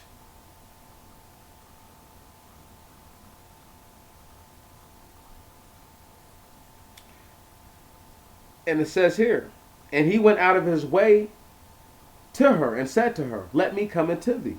For he knew not that she was his daughter-in-law. And she said, what wilt thou give me if thou shouldest come unto me? And he said, I will send thee a kid of the goats from my flock. And she said, well, if thou give me an earnest until thou send it. And he said, what is the earnest that I shall give thee? And she said, thy ring, and thy bracelet, and the staff in thy hand. And he gave them to her. And he went unto her, and she conceived by him. And she arose and departed, and took her veil from off her, and put on the garments of her widowhood. And Judas sent the kid of the goats by the hand of his shepherd, the Adullamite, to receive the pledge from the woman. And he found her not.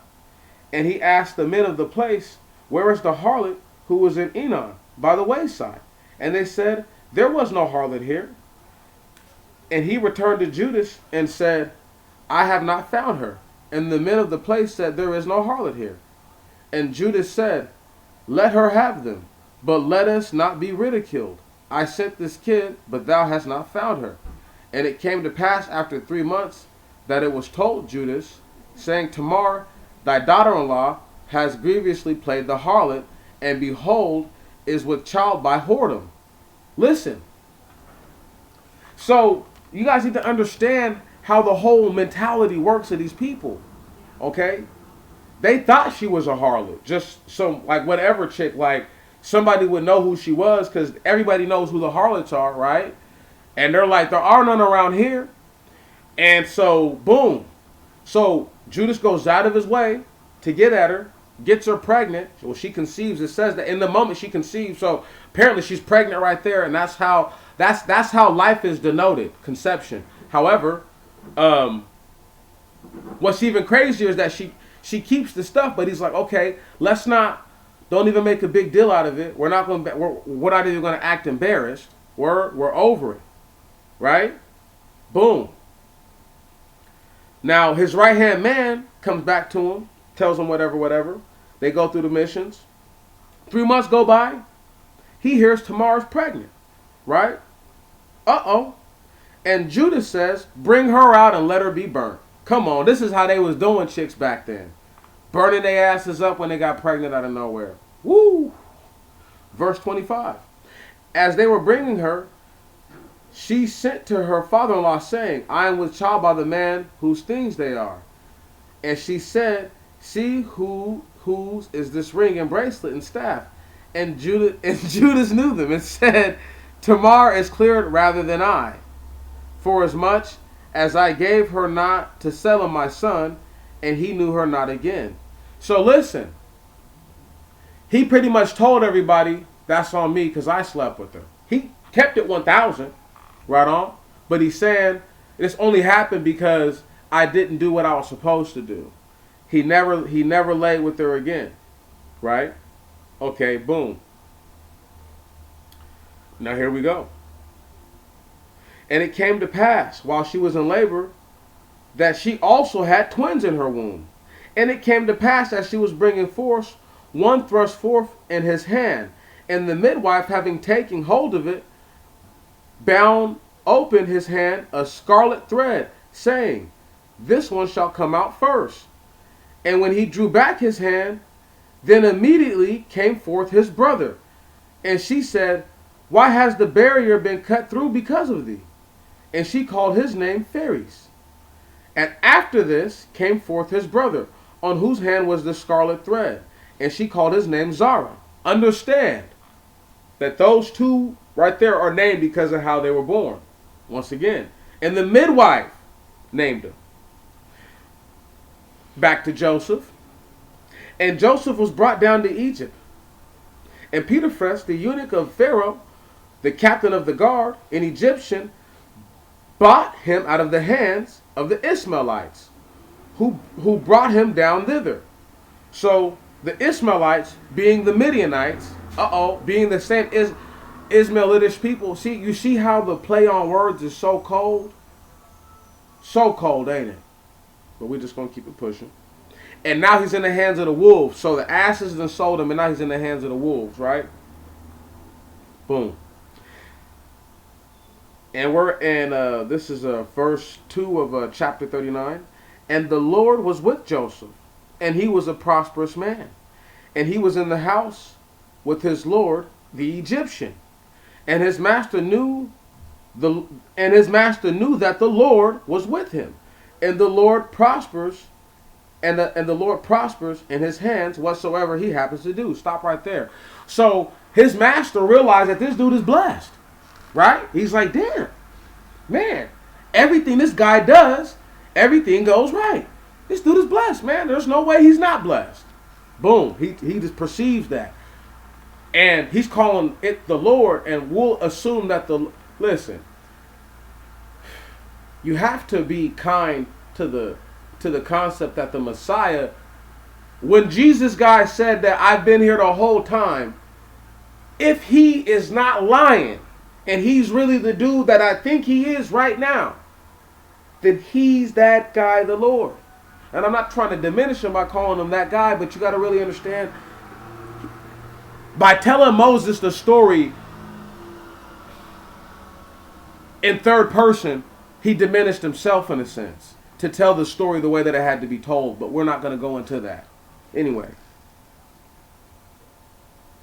And it wasn't like a purposeful diminishment. It was a way of how he has to explain himself to a man who might not understand concepts that men don't understand, to put it basic.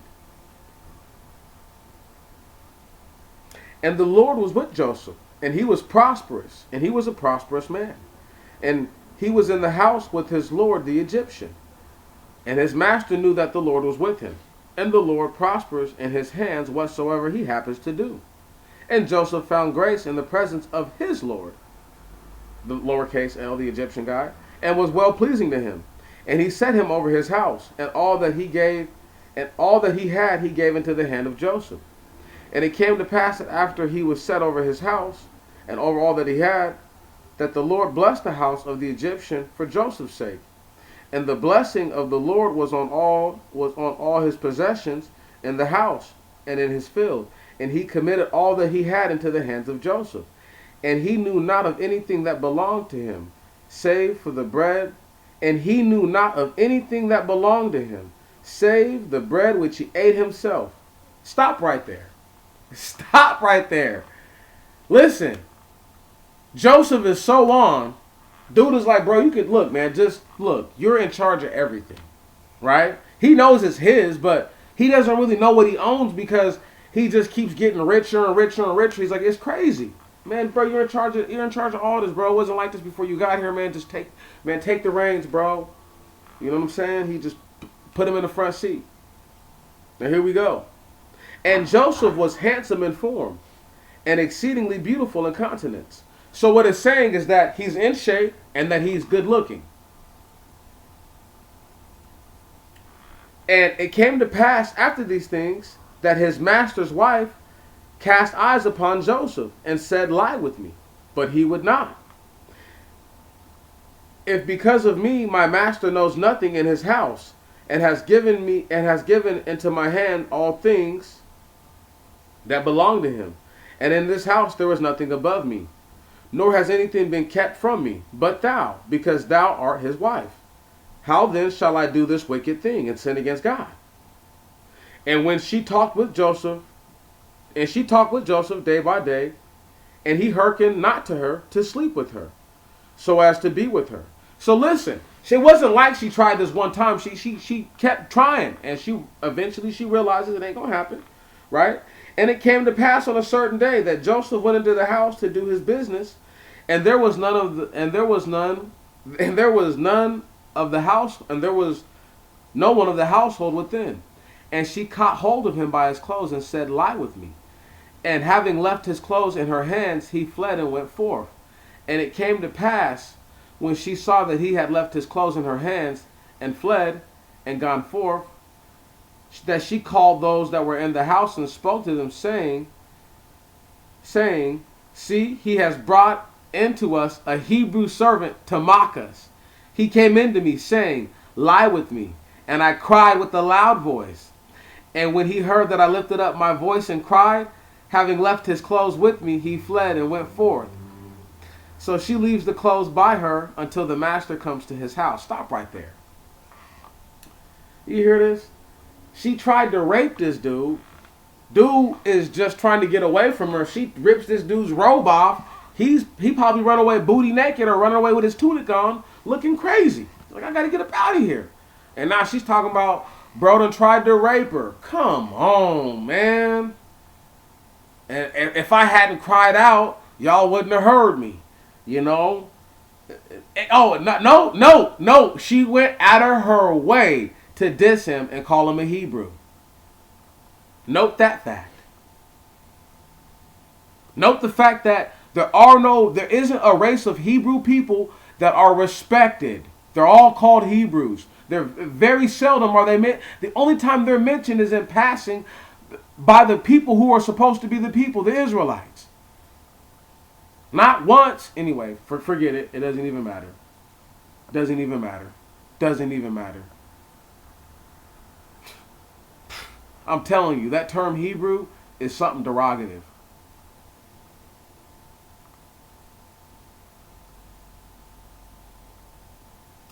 Keep it going. Verse 19.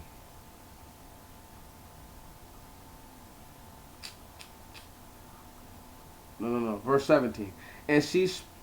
Whoa. Verse 16. So she leaves the clothes by her until the master came to his house. And she spoke to him according to these words, saying, the Hebrew servant whom thou broughtest in to do, whom thou broughtest into us, came in to me to mock me, and said to me, I will lie with thee. And when he heard that I lifted up my voice and cried, having left his clothes with me, he fled and departed forth. And it came to pass, when the master heard all the words of his wife, that she spoke to him, saying, thus did the servant that he thus did thy servant to me, that he was very angry. And his master took Joseph and cast him into the prison, into the place where the king's prisoners are kept, there in the prison. And the Lord was with Joseph, and poured down mercy upon him, and he gave him favor in the sight of the chief keeper of the prison. And the chief keeper of the prison gave the prison into the hands of Joseph. Right, here we go. He's the number one trustee, right? You know what I'm saying? And all the prisoners, excuse me,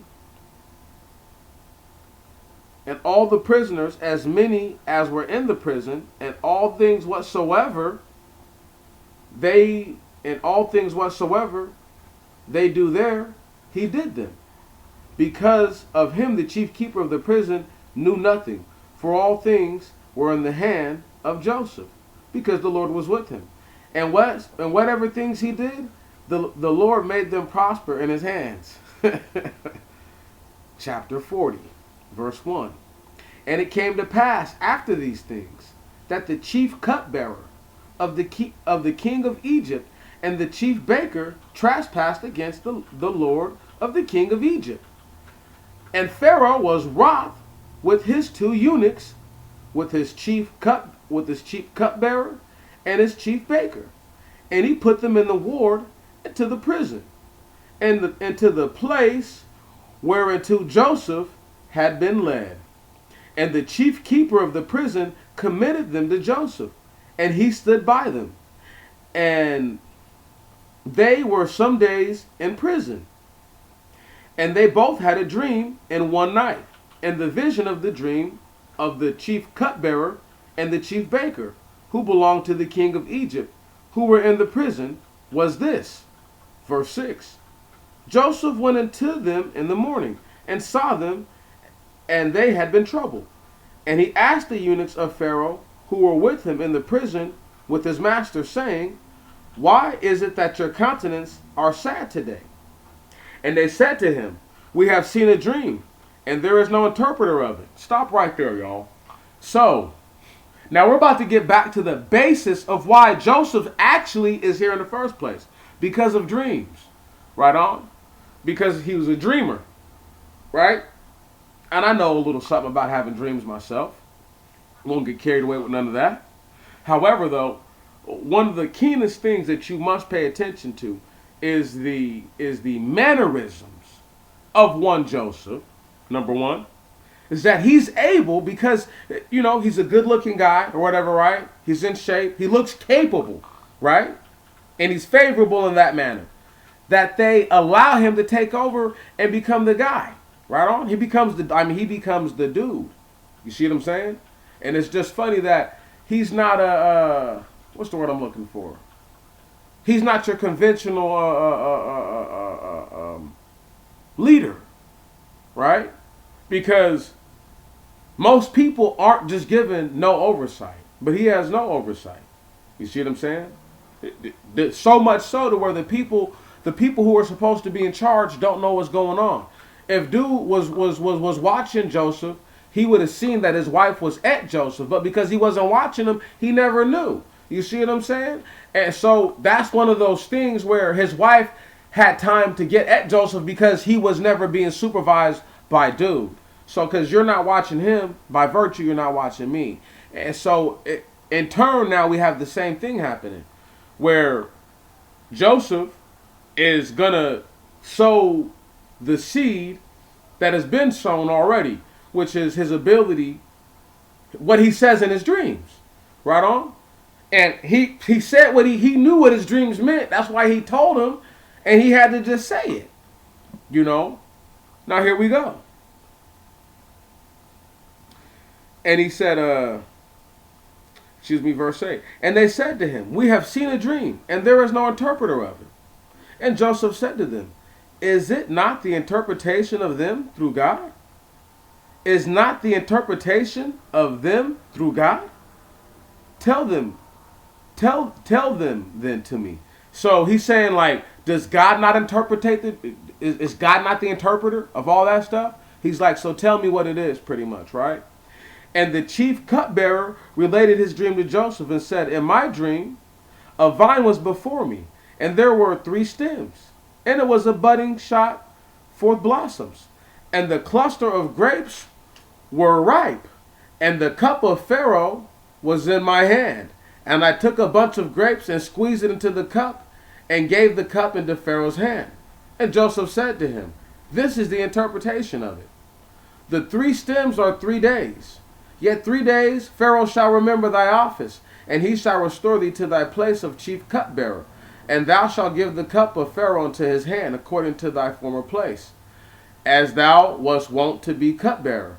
But remember me of thyself, when it shall be well with thee, and thou shalt deal mercifully with me, and thou shalt make mention of me to Pharaoh, and thou shalt bring me forth out of this dungeon. For surely, listen, for surely I was stolen away out of the land of the Hebrews. Now that's deep. Because he's calling where he from the land of the Hebrews, as if he understood this is us. But anyway, let's just keep it going. And here I have done nothing, but they have cast me into this pit. Now I want y'all to understand something. Just because a person considers themselves something doesn't mean it was always considered a term that you would have called yourself. If that's what everybody else calls you and you just accept it, that's just what it is. Right. Because the children of Israel have no name. Right. So they don't have an actual name of their land. So what do they have to call it? The land that everybody would know me to be as, the land of the Hebrews. And they're like, well, okay, so he comes from that far? Okay, sure, why not? Whatever. But they're not understanding. He could have told them I came out of Canaan, but that's not the land of the Hebrews to him. To them, they would have been like, whatever, nigga.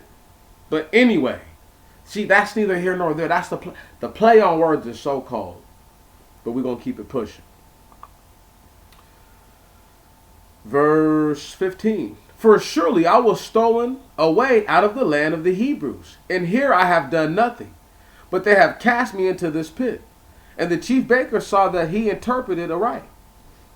And he said to Joseph, I also saw a dream, and methought I took up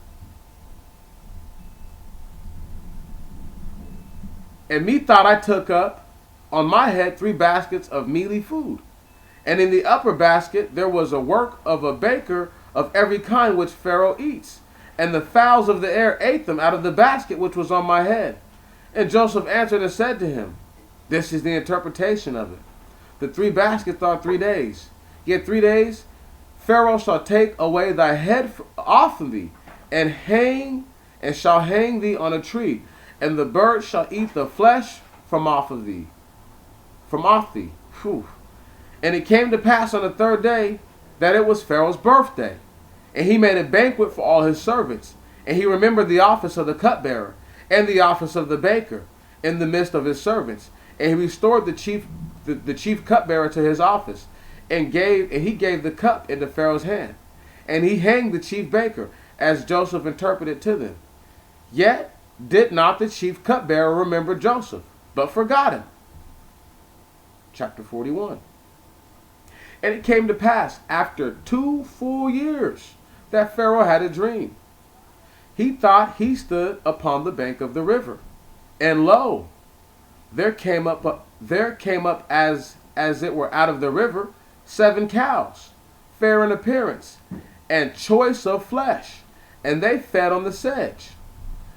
And other 7 cows came up after these of the river, ill-favored and lean flesh, and fed by the other cows on the bank of the river. And the 7 ill-favored and lean cows devoured the 7 well-favored and choice flesh cows. And Pharaoh awoke, and he dreamed again. And behold, 7 ears came up on one stalk, choice and good. And behold, 7 ears, thin and blasted with the wind, grew up after them. And the 7 thin ears, and blasted with the wind, devoured the 7 choice and full ears. And Pharaoh awoke, and it was a dream. So he had a dream in a dream. And Pharaoh awoke, and it was a dream. And it was morning, and his soul was troubled. And he sent and called all the interpreters of Egypt and all her wise men. And Pharaoh related to them his dream. And there was no one to interpret it to Pharaoh. And the chief cupbearer spoke to Pharaoh, saying, I did this remember, I this day remember my fault.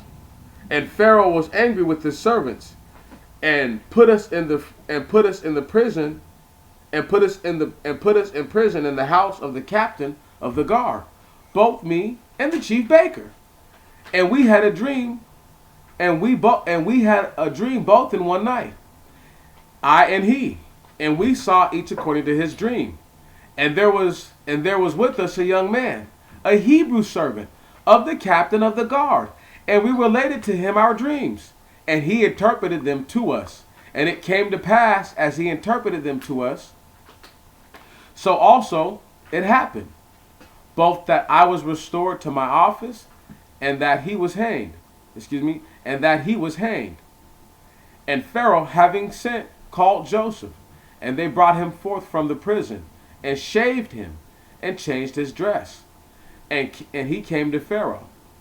And Pharaoh said to Joseph, I have seen a vision, and there is no one to interpret it. Stop right there. Now, what the funniest thing is right here is that he didn't call on no Chaldeans to do this. Want to know why? Because the Chaldeans were a great and powerful nation. When you hear the Chaldeans being summoned later on in the scripture, that's because they're broken down and they're no longer a threat to the Babylonian, Assyrian, or Egyptian, or any other empires, Latouchian, any of that stuff. They're no longer a viable threat to the people. You see what I'm saying? So all these things play out a certain way. This is why they're not calling on no Chaldeans, because you're pretty much calling on dudes who were like hostile invaders who you can't trust them. They were way too powerful to call on at that time. At the time when they were being called on, they would have been like, mercenaries. Okay, here we go. And Pharaoh said to Joseph, verse 15, I have seen a vision, and there is no one to interpret it. But I have heard say concerning thee that thou didst hear dreams and interpret them. And Joseph answered Pharaoh and said, without God, an answer of safety shall not be given to Pharaoh. And Pharaoh spoke to Joseph, saying, in my dream, methought I stood by the bank of the river, and there came up as it were out of the river 7 cows well favored and choice fleshed, and they fed on the sedge. And behold, 7 other cows came up after them out of the river, evil and ill favored, and lean fleshed, such that I never saw worse in all the land of Egypt. And the 7 ill favored and thin cows ate up the 7 first good and 7 and choice cows, and they went up into their bellies. And it was not perceptible that they had gone into the bellies. And their appearance was ill favored, as also at the beginning. And after that I awoke, and after I awoke I slept. And I saw again in my sleep, as it were 7 ears come upon one stem, full and good, and other 7 ears, thin and blasted with wind, sprang up close to them. And the 7 thin and blasted ears devoured the 7 fine and full ears. So I spoke to the interpreters, and there was no one to explain it to me. And Joseph said to Pharaoh, the dream is one. Whatever God does, he has shown to Pharaoh. The 7 good cows are 7 good years, and the 7 good ears are 7 good years. The dream of Pharaoh is one. The 7 kine that came up are after them 7 years, and the 7 thin and blasted ears are 7 years. There shall be 7 years of famine. As for the word which I have told Pharaoh, whatsoever God intends to do, he has shown to Pharaoh. Behold, for 7 years there is coming great and plenty in all the land of Egypt. But there shall come 7 years of famine. After these they shall forget the plenty that shall be in all Egypt, and the famine shall consume the land. And the plenty shall not be known in the land by reason of the famine that shall be after this. for it shall be very grievous. And concerning the repetition of the dream of Pharaoh twice, it is because the saying which is from God shall be true, and God will hasten to accomplish it. Now then, look out a wise and prudent man, and set him over the land of Egypt, and let Pharaoh make and appoint local governors over the land, and let them take up a fifth part of all the produce of the land of Egypt of the 7 years of the plenty, and let them gather all the food of the 7 good years that are coming, and let the corn be gathered under the hand of Pharaoh, and let the food be kept in the cities, and the stored food shall be for the land against the 7 years of famine, which shall be in the land of Egypt. And the land shall not be utterly destroyed by famine. And the word was pleasing in the sight of Pharaoh, and in the sight of all his servants. And Pharaoh said to all his servants, shall we find such a man as this, who has the Spirit of God in him? And Pharaoh said to Joseph, since God has shewed thee all these things, there is not a wiser, more prudent man than you. Thou shalt be over my house, and all my people shall be obedient to thy word, and only in the throne will I excel thee. And Pharaoh said to Joseph, behold, I set thee this day over all the land of Egypt. Stop right there. We're going to put a pause on our little reading expedition. I'm going to come back to it later, and then we're just going to just pick up right from there. And we are back. You know, these hiatuses, they take a little while to find the perfect time to come right back into it. But if I'm not mistaken, we just left off where Joseph is made the ruler over everything, right? And we're going to pick right back up, and we're going to start right there. And it says, verse 44 of chapter 41. And Pharaoh said to Joseph, I am Pharaoh. Without thee, no one shall lift up his hand on all the land of Egypt. And Pharaoh called the name of Joseph. Hold on, here we go. Something word. Sotaphanek. So Joseph's name in Egypt is Sotaphanek. It's not Joseph anymore.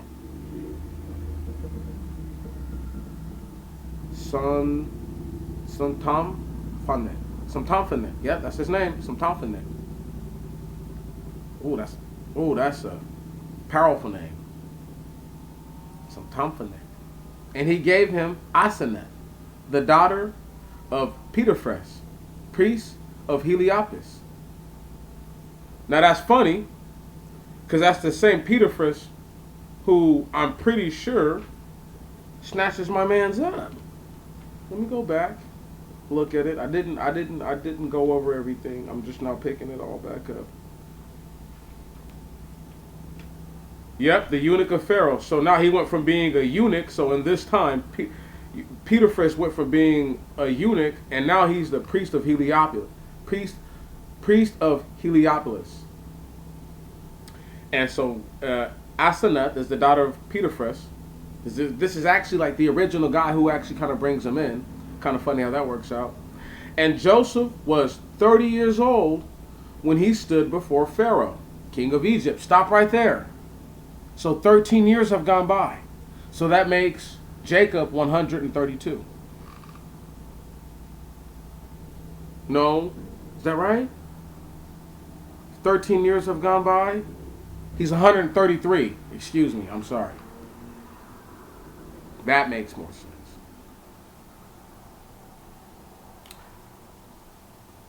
And let me read that again, so that way we can get the whole concept again. And now, did you hear how Pharaoh told him nobody can do anything? They won't lift up their hand until they pretty much ask you.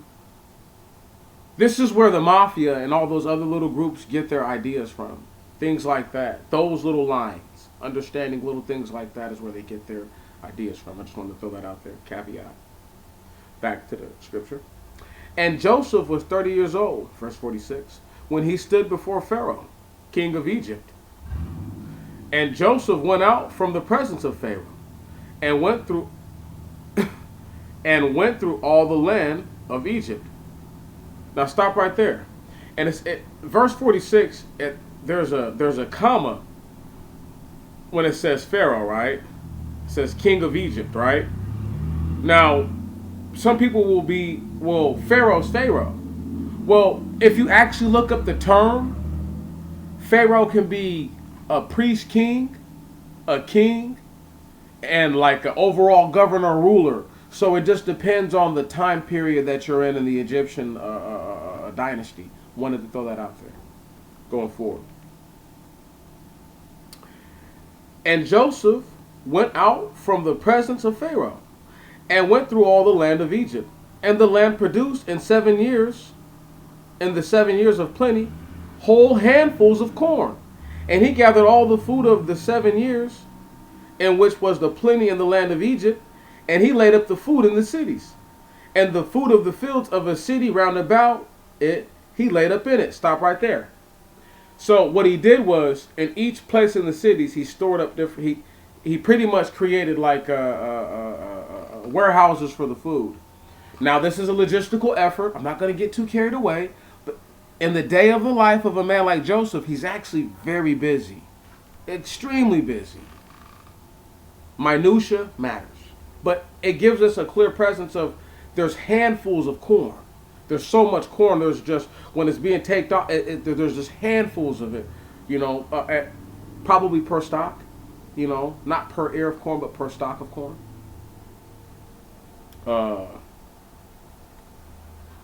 Let's go ahead and keep going. Find out where we're at. Verse 47. And the land produced in the 7 years of plenty whole handfuls of corn. And he gathered all the food of the 7 years in which was the plenty in the land of Egypt. And he laid up the food in the cities. The food of the fields of a city round about it, he laid up in it. So pretty much saying that wherever the food was grown, that's where he put it at. He didn't try to transport it anywhere,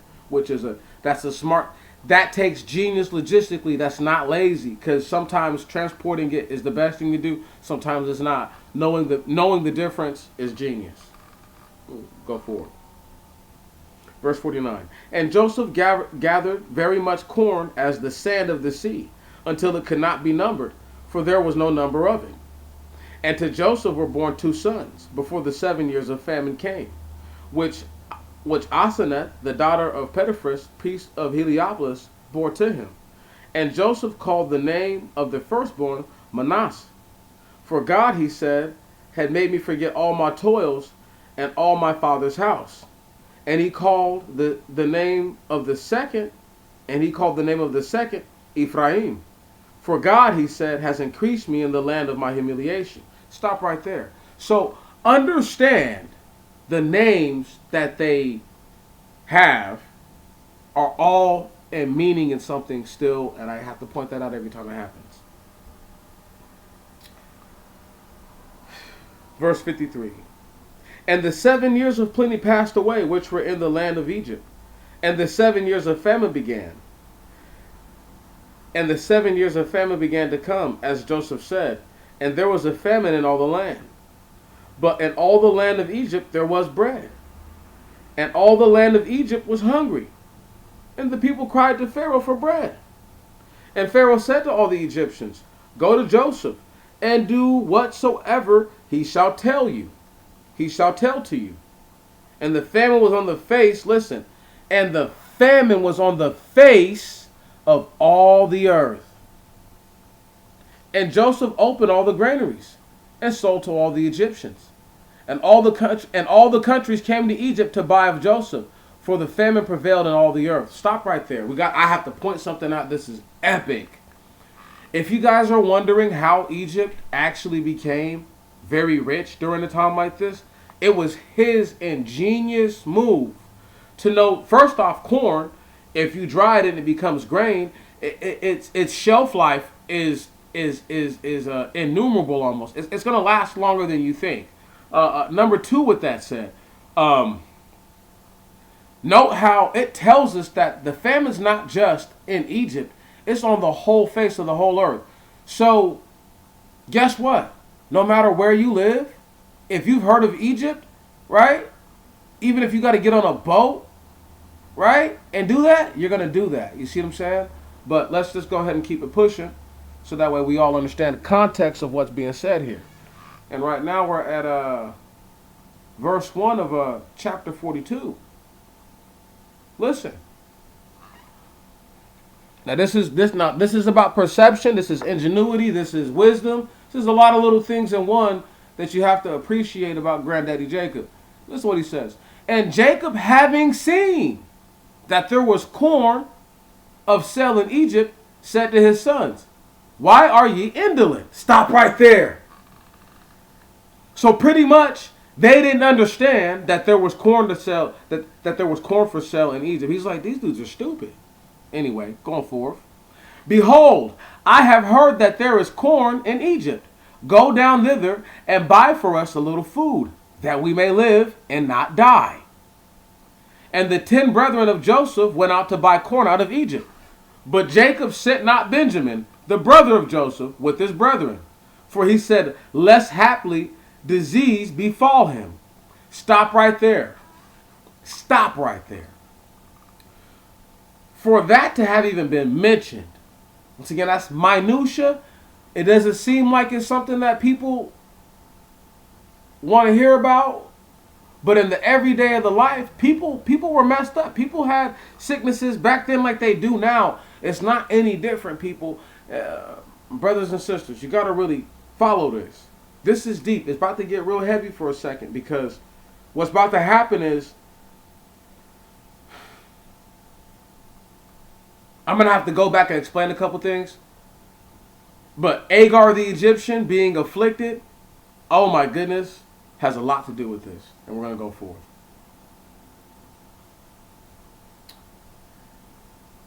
Verse 5. And the sons of Israel came to buy with those that came, for the famine was in the land of Canaan. And Joseph was ruler of the land. He sold to all people of the land. Listen, the reason why Joseph sells everybody is because it was his idea, and he has to monitor and make sure that nobody's trying to do nothing funny. Here we go. And the brethren of Joseph, having come, did reverence to him, bowing with face to the ground. When Joseph saw his brethren, he knew them, and estranged himself from them, and spoke hard words to them, and said to them, whence are ye come? And they said, out of the land of Canaan, to buy food. And Joseph knew his brethren, but they knew him not. And Joseph remembered his dream which he saw, and he said to them, ye are spies, to observe the marks of the land are ye come. But they said, nay, sir, we are thy servants, are come to buy food. We are all sons of one man. We are peaceable. Thy servants are not spies. Stop right there. So first off, it's all of the brothers, right? And he calls them spies. This is too funny. So even back then, there were spies, people who would do stuff like, who would try to figure out where everything was at, so that way people could try to attack your city. This is, oh my goodness, it's such a big deal.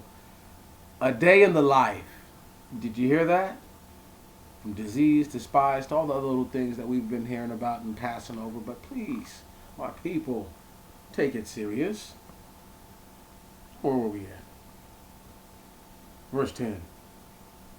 But they said, nay, sir, we thy servants are come to buy food. We are all sons of one man. We are peaceable. Thy servants are not spies. And he said to them, nay, but ye are come to observe the marks of the land. And they said, we thy servants are 12 brethren in the land of Canaan. And behold, the youngest is with our father today. but the other is not.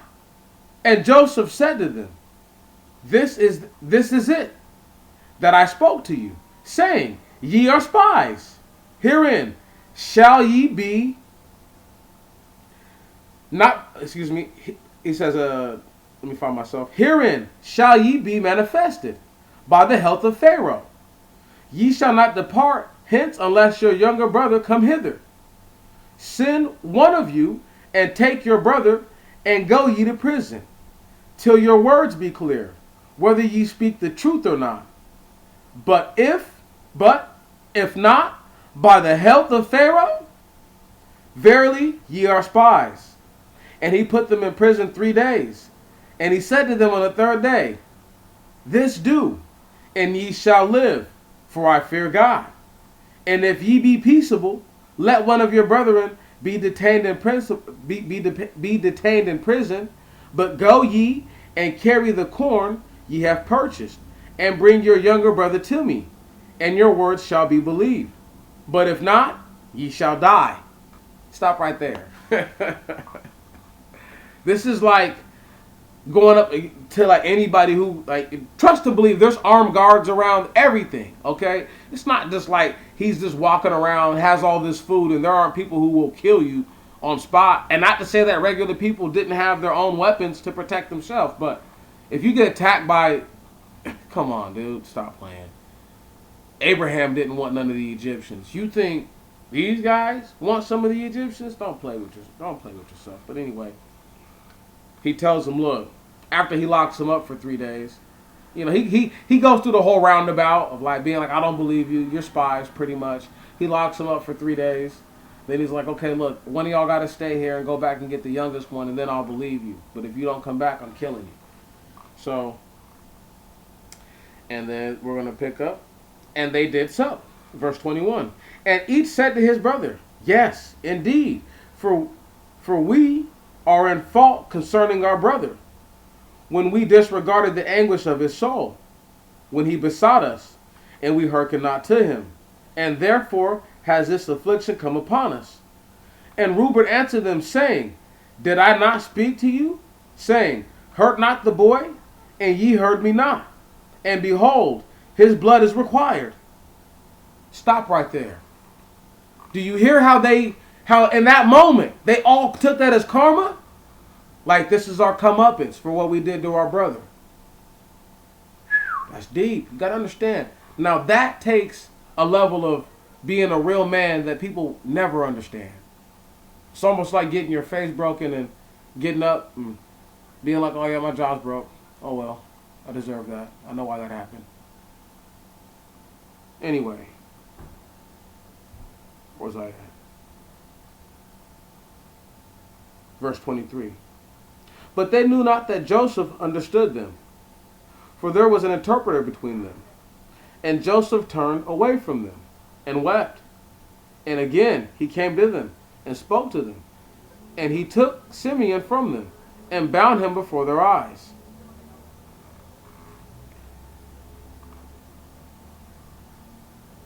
I don't know why he took Simeon. Probably because he's old at this point, right? He's an old man. He's really, I think Simeon is older than Levi. Is it Levi then Simeon? I don't know. Either way, they're both pretty old, right on. Judah's kind of old too. They're all older men at this point. They're all grown men, but you know, like they're not old, but you get what I'm saying though. Like, he's gonna keep one of the older dudes, you know, more experienced guys. I don't want to keep one of the younger ones, and I want to keep one of the sons of my mother's sister going forward.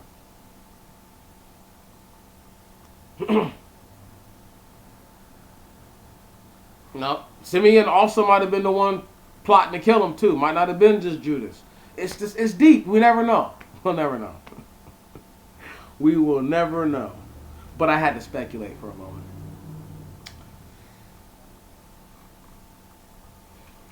It's going to verse 25. And Joseph gave orders to fill their vessels with corn, and to return their money to each into his sack, and to give and to give provision for the way. And it was so done to them. And having put the corn on the asses, they departed thence. And one having opened his sack to give his asses fodder at the place where they rested, saw also his bundle of money, for it was on the mouth of his sack. And he said to his brethren, My money has been restored to me, and behold, this is in my sack. And their heart was wonderstruck, and they were troubled, saying to one another, What is this that God has done to us? And they came to their father Jacob into the land of Canaan, and reported to him all that happened to them, saying, The man, the Lord of the land, spoke harsh words to us, and put us in prison as spies of the land. And we said to him, We are men of peace, we are not spies. One is not, and the youngest is with the father today, in the land of Canaan. And the man, the Lord of the land, said to us, Herein shall I know that ye are peaceable. Leave one brother here with me, and having taken corn ye have purchased for your family, depart, and bring me your younger brother. Then I shall know that ye are not spies, but then ye are men of peace. And I will restore you your brother, and ye shall trade in the land. And it came to pass, as they were emptying their sacks, there was each man's bundle of money in his sack. And they and their father saw their bundles of money, and they were afraid. And their father Jacob said to him, Ye have bereaved me. Joseph is not, Simeon is not, and will ye take Benjamin? All these things have come upon me. And Reuben spoke to his father, saying, Slay my two sons, if I bring him not back to thee. Give him into my hand, and I will bring him back to thee. You were right, brother Andre. Thought it was Judas. You were right. But he said, My son shall not go down with you, because his brother is dead, and he has only one left. And suppose it shall come to pass that he is afflicted by the way by which ye go down. Then ye shall bring down my old age with sorrow to Hades. Now stop right there. So Jacob and the eldest now, right, go through a dialogue. And it might have been all the brothers, but eventually the oldest is like, Look, I'll give you my sons. Bump that. Benjamin has to come. Okay? You know, and Jacob's like, dude, if like something happens to my son on the way, he gets sick or something like that, man, like, dude, I'm going to die. You know, like, extreme sorrow. And I can't take it. And people have to understand, if you are a grown person and you know your parents as an adult right now, then you've had sometimes friendly, sometimes not so friendly conversations with them that are more person to person than it is mother to daughter, or mother or mother to son, or father to daughter, or father to son. And I think everybody knows what I'm saying when I say that. And that was one of those dialogues. Verse 1 of chapter 43.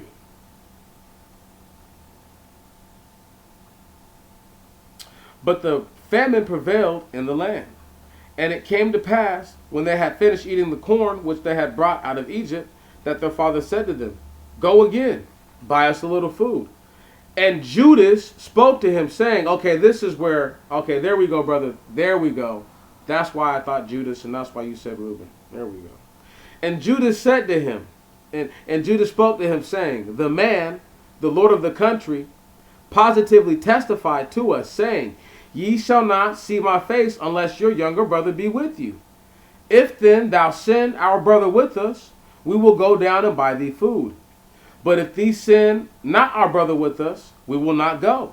For the man spoke to us, saying, Ye shall not see my face unless your younger brother be with you.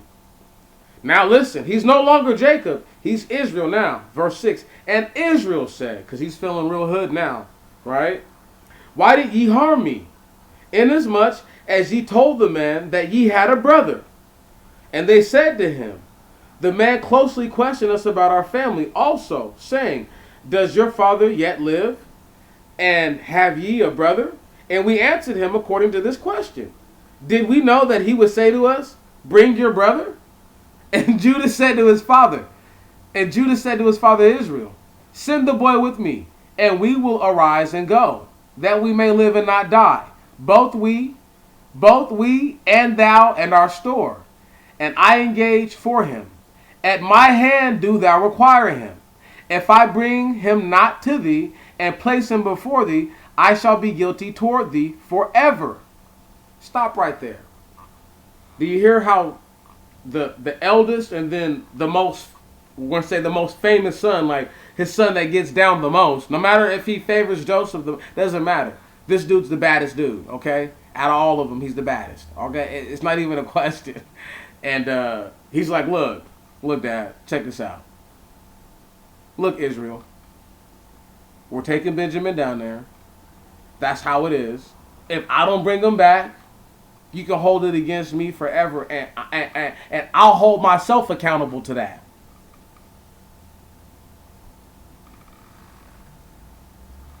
Right. I'll be guilty forever. You ain't got to blame nobody else but me. And you know why Judah said that? Because this whole thing he feels like is his fault. Come on now. Going forward. Verse 10. For if we had not tarried, we should have now returned twice. And Israel their father said to them, if it be so, do this. Take the fruits of the earth in your vessels, and carry down to the man presents of gum and honey, and frankincense, and stack, and turpentine, and walnuts. And take double money in your hands, and the money that was returned in your sacks carry back with you, lest peradventure it is a mistake. And take your brother, and arise and go down to the man. And may God give you favor in the sight of the man, and send you away, and send away your other brother and Benjamin, for I accordingly as I have been bereaved and bereaved. Now stop right there.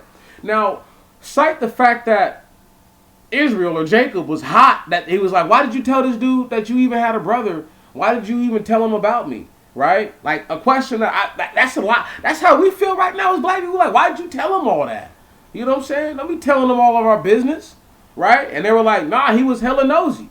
So now he's explaining it for sure. Now, I told y'all a long time ago that they waited to go back down there for a minute. And he's saying now, and Judah said, look, we could have been down there twice already dealing with you. So this whole time, Simeon's been down there, right, in prison.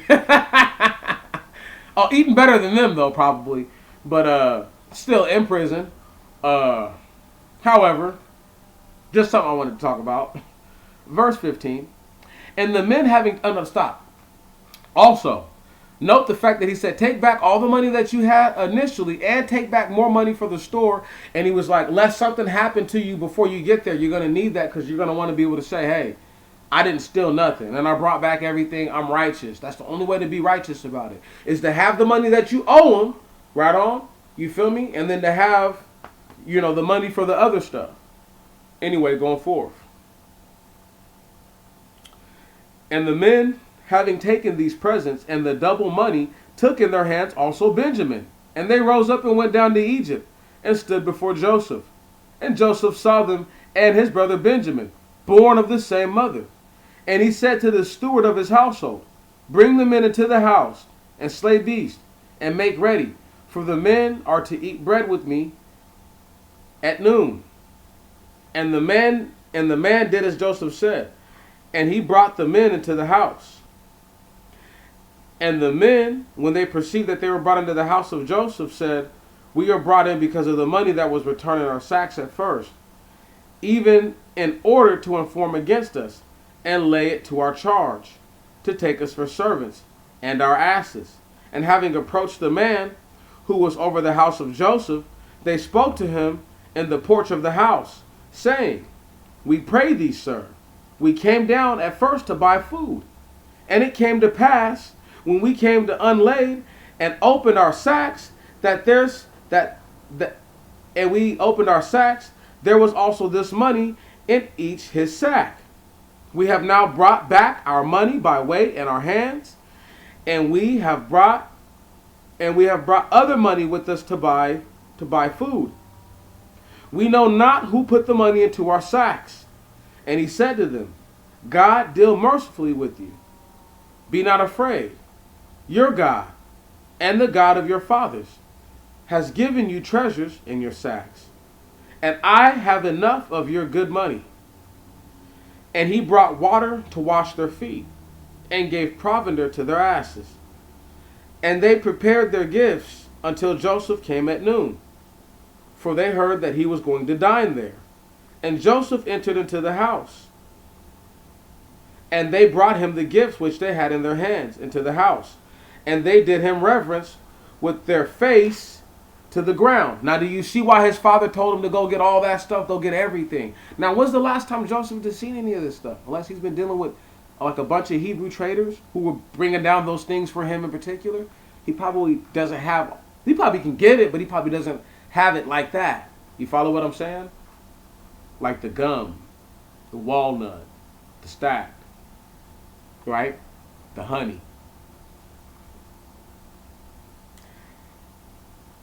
Verse 27. And he asked them, how are ye? And he said to them, is your father, the old man of whom ye speak, well? Does he yet live? And they said, thy servant, our father, is well.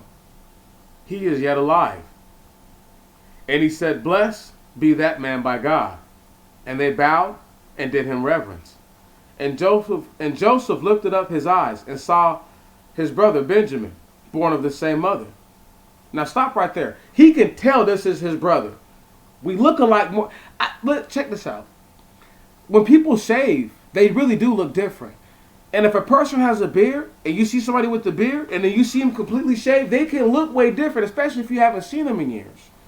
Now, he knows that Benjamin looks like their mom and their dad too. But he knows this dude is younger. He's the youngest. Not only is that the easiest way for him to tell, right? But he also looks like me. Keep that in mind.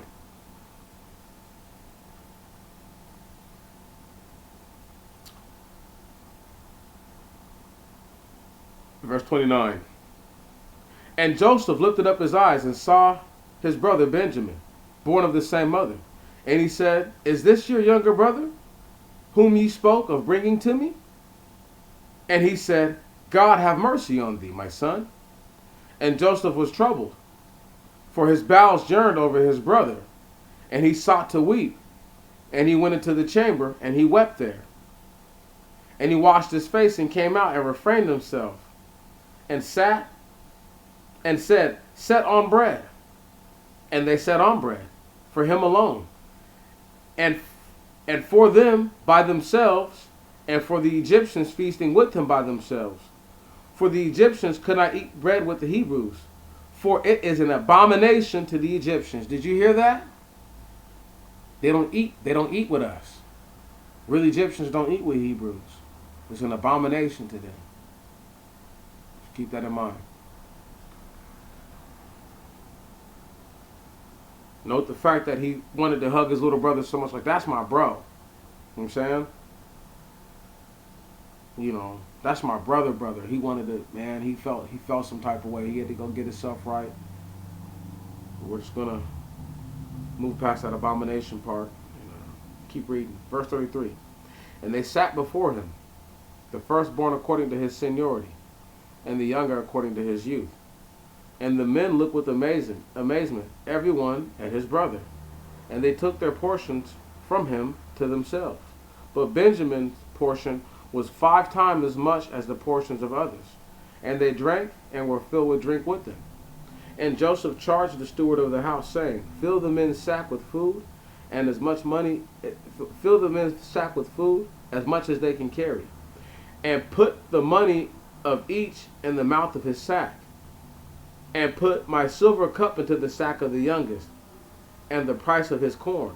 And it was done according to the word of Joseph, he said. As he said, and it was done according to the word of Joseph, as he said. That's verse 1 of chapter 44. Verse 2. That was verse 2. Now we're on verse 3. The morning dawned, and the men were sent away, they and their asses. Now, did you know how he treated Benjamin way better than them? Straight up. But you also know how he's now. Boom. He also made the setup too, right? But you see how he treated Benjamin 5 times better. First off, Benjamin ain't never did nothing to him. Let's go ahead and note, never did nothing to him. Word. They all envied this dude and hated this dude. Benjamin never felt that way about him, so why shouldn't he give him 5 times more? But anyway, we're gonna keep it pushing.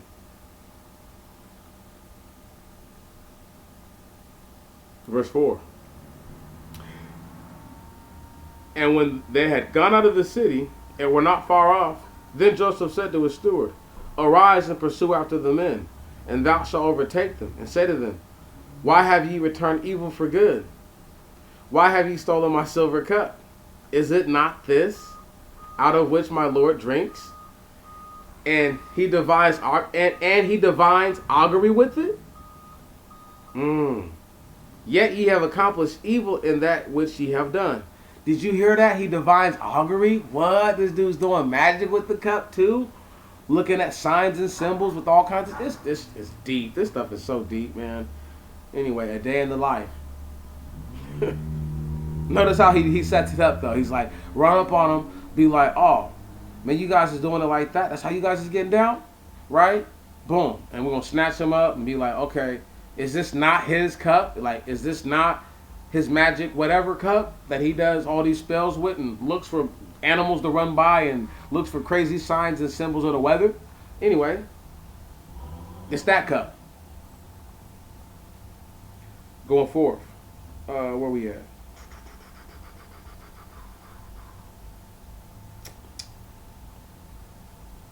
Verse 6. And he found them and spoke to them according to these words. Verse 7. And they said to him, Why does our Lord speak according to these words? Far be it from thy servants to do according to this word. If we brought back to thee out of the land of Canaan the money which we found in our sacks, how should we steal silver or gold out of the house of thy Lord? With whomsoever of thy servants shall found the cup, let him die. And moreover, we will be servants to our Lord. And he said, Now then, it shall be as ye say. With whomsoever the cup shall be found, he shall be my servant, and ye shall be clear. Listen. Do you see how he changed it? Because he was like, let him die, and the guy was like, no, we're not going to kill him. He'll just be our servant, and then you guys will be good to go, right? Whoever it is, right? Because he already knows what's going on. And they hasted and took every man, verse 11. They hasted and took down every man his sack on the ground. And they opened every man his sack. And he searched, beginning from the eldest until he came to the youngest. And he found the cup in Benjamin's sack. And they rent their garments, and laid each man his sack on his asses, and returned to the city. And Judas and his brethren came into Joseph, while he was yet there, and fell on the ground before him. And Joseph said to them, What is this thing that ye have done? Know ye not that a man such as I can surely divine? This dude, Joseph, is too much. And Judas said, What shall we answer to our Lord? Or what shall we say? Or wherein should we be justified? Whereas God has discovered the unrighteousness of thy servants. Behold, we are slaves to our Lord, both we and he with whom the cup has been found. And Joseph said, Far be it from me to do this thing. The man with whom the cup has been found, he shall be my servant. But do ye go up with safety to your father. Listen to this dude.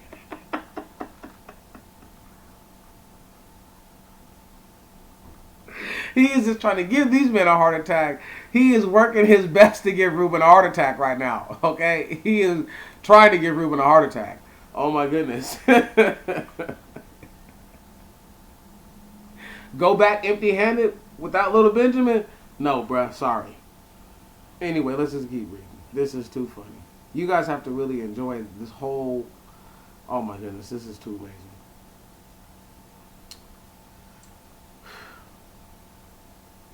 Verse 18, and Judas drew near to him and said, I pray, Sir, let thy servant speak a word before thee, and be not angry with thy servant.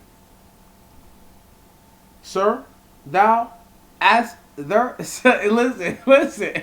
He's like, look, man, let me say something, man. But don't get it. Hey, with all due respect, can I keep a 100? Don't get mad, right? And this is what he's saying. Sir, thou. Excuse me. Be not angry with thy servant, for thou art next to Pharaoh. Sir, thou askest thy servant, saying, Have ye a father or a brother? And we said to my Lord, We have a father, an old man, and he has a son of his old age, a young one, and his brother is dead, and he alone has been left to his mother, and he had been left behind to his mother, and his father loves him. And thou saidst to thy servant, Bring him down to me, and I will take care of him. And we said to my Lord, The child will not be able to leave his father, but if he should leave his father, he will die. But thou saidst to thy servants, Except your younger brother come down with you, ye shall not see my face again. And it came to pass, when we went up to thy servant our father, we reported to him the words of our Lord. And our father said, Go again, and buy us a little food. And we said, We shall not be able to go down. But if our younger brother go down with us, we will go down. For we shall not be able to see the man's face, our younger brother not being with us. And thy servant, our father, said to us, Ye know that my wife bore me 2 sons, and one is departed from me. And ye said that he was devoured of wild beasts, and I have not seen him until now. If ye then take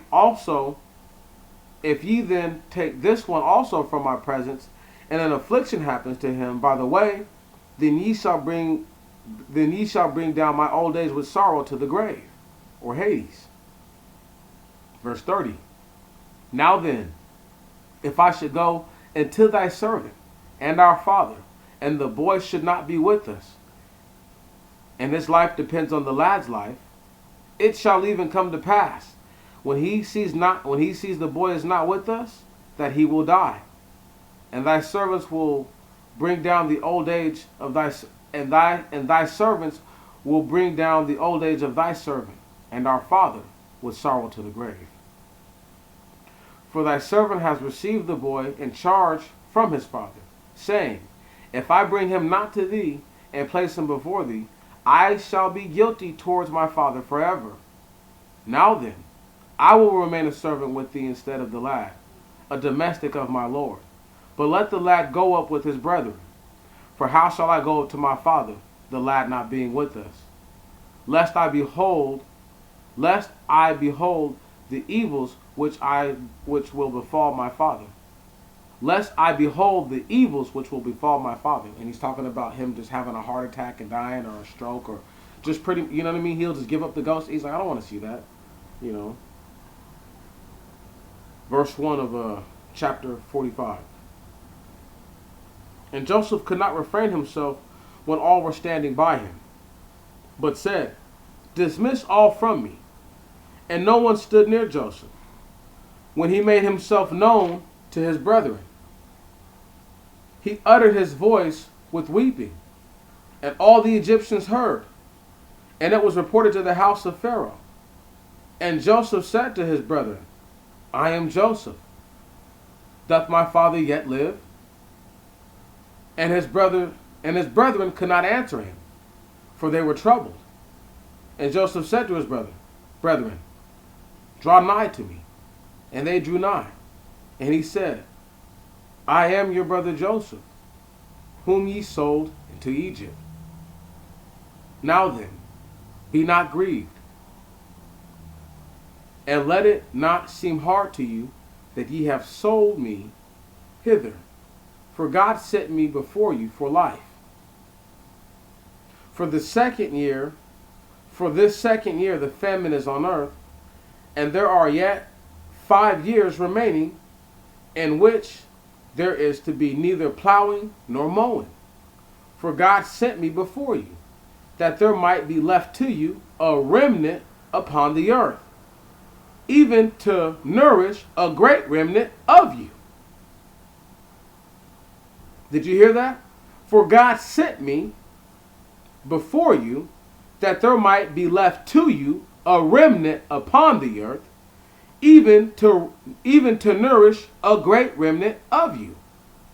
He's saying, look, he sent me here for the people who because there's only going to be a smaller number of the people who make it. So a lot of people died when this happened. Okay? And then he's saying, but because of me, the greater, even the remnant, the greater part of the remnant is going to eat because of me. They're going to live because of me. Because Most High God sent his Messiah, who they're calling God, to put me in his position. Now we're going to just keep it pushing.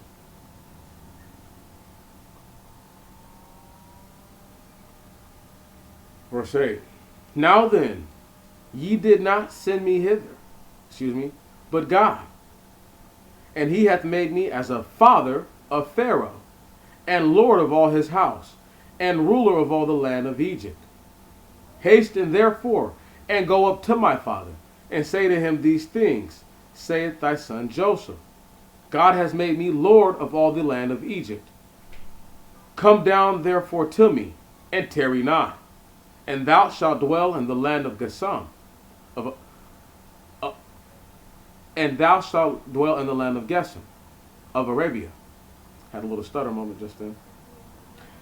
And thou shalt be near me, thou and thy sons, and thy sons' sons, thy sheep, and thine oxen, and whatsoever things are thine. And I will nourish thee there, for a famine is yet for 5 years, lest thou be consumed, and thy sons, and all thy possessions. Behold your eyes in the eyes of my brother Benjamin, that is my mouth that speaks to you. Behold your eyes and the eyes of my brother Benjamin, that is my mouth that speaks to you. Did you hear that?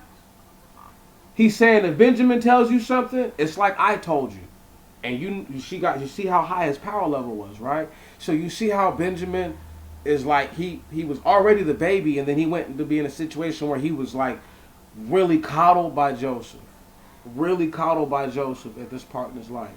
While he's still a young dude. And he has access to all the finest things. Just gonna keep it pushing. Verse 13. Report there to my father all my glory in Egypt, and all the things ye have seen, and make haste, and bring down my father hither. And he fell on his brother Benjamin's neck, and wept on him. And Benjamin wept on his neck. And he kissed all his brothers, and wept on them. And after these things his brethren spoke to them. After these things his brethren spoke to him. And the report was carried into the house of Pharaoh, saying, Joseph's brethren are come. And Pharaoh was glad, and his household. And Pharaoh said to Joseph, say to thy brethren, do this, fill your wagons, and depart into the land of Canaan, and take up your father and your possessions, and come to me. And I will give you the marrow of the land. And do thou charge them this, that they should take from them wagons out of the land of Egypt for your little ones, and for your wives, and take up your father and come, and be not sparing in regard to your property, for all the good of Egypt shall be yours. Stop right there. You hear what he just said? This guy's like, get a convoy ready, go get all your people, don't bring none of that garbage from Canaan into Egypt. We're going to give you all the good Egypt stuff. Right on? I'm just cutting right to the chase. Cutting right to the chase. And note how Joseph already told him to do this, but now Pharaoh's saying it, so now you really have to do it. This is the strongest dude in the whole land of Egypt telling you, like, you're not going to, you trust me when I say you're not telling him no. You're not telling Pharaoh no. Trust it. Believe me.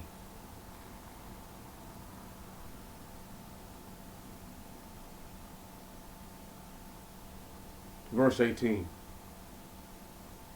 No, verse 19. And do thou charge them this, that they should take for them wagons out of the land of Egypt for your little ones, and for your wives, and take up your father, and come. And be not sparing in regard to your property, for all the good of Egypt shall be yours. And the children of Israel did so. And Joseph gave to them wagons, according to the word spoken by King Pharaoh. And he gave them provision for their journey. And he gave them all 2 sets of raiment apiece. Listen. But to Benjamin he gave 300 pieces of gold and 5 changes of raiment. And to his father he sent presents at the same rate, and 10 asses, bearing some of all the goods of Egypt, and 10 mules, bearing bread for his father for thy journey. And he sent away his brethren, and they went, and they said to him, Be not angry by the way. And he said to them, Be not angry by the way. He's just telling them, don't be angry on your way back, like, you feel me? Like, don't be mad, you feel me? You know what I'm saying? Don't be mad that this is happening, you feel me? And they went up out of Egypt, and came into the land of Canaan, and to Jacob their father. And they reported to him, saying, Thy son Joseph is living, and he is ruler over all the land of Egypt. And Jacob was amazed, for he did not believe them.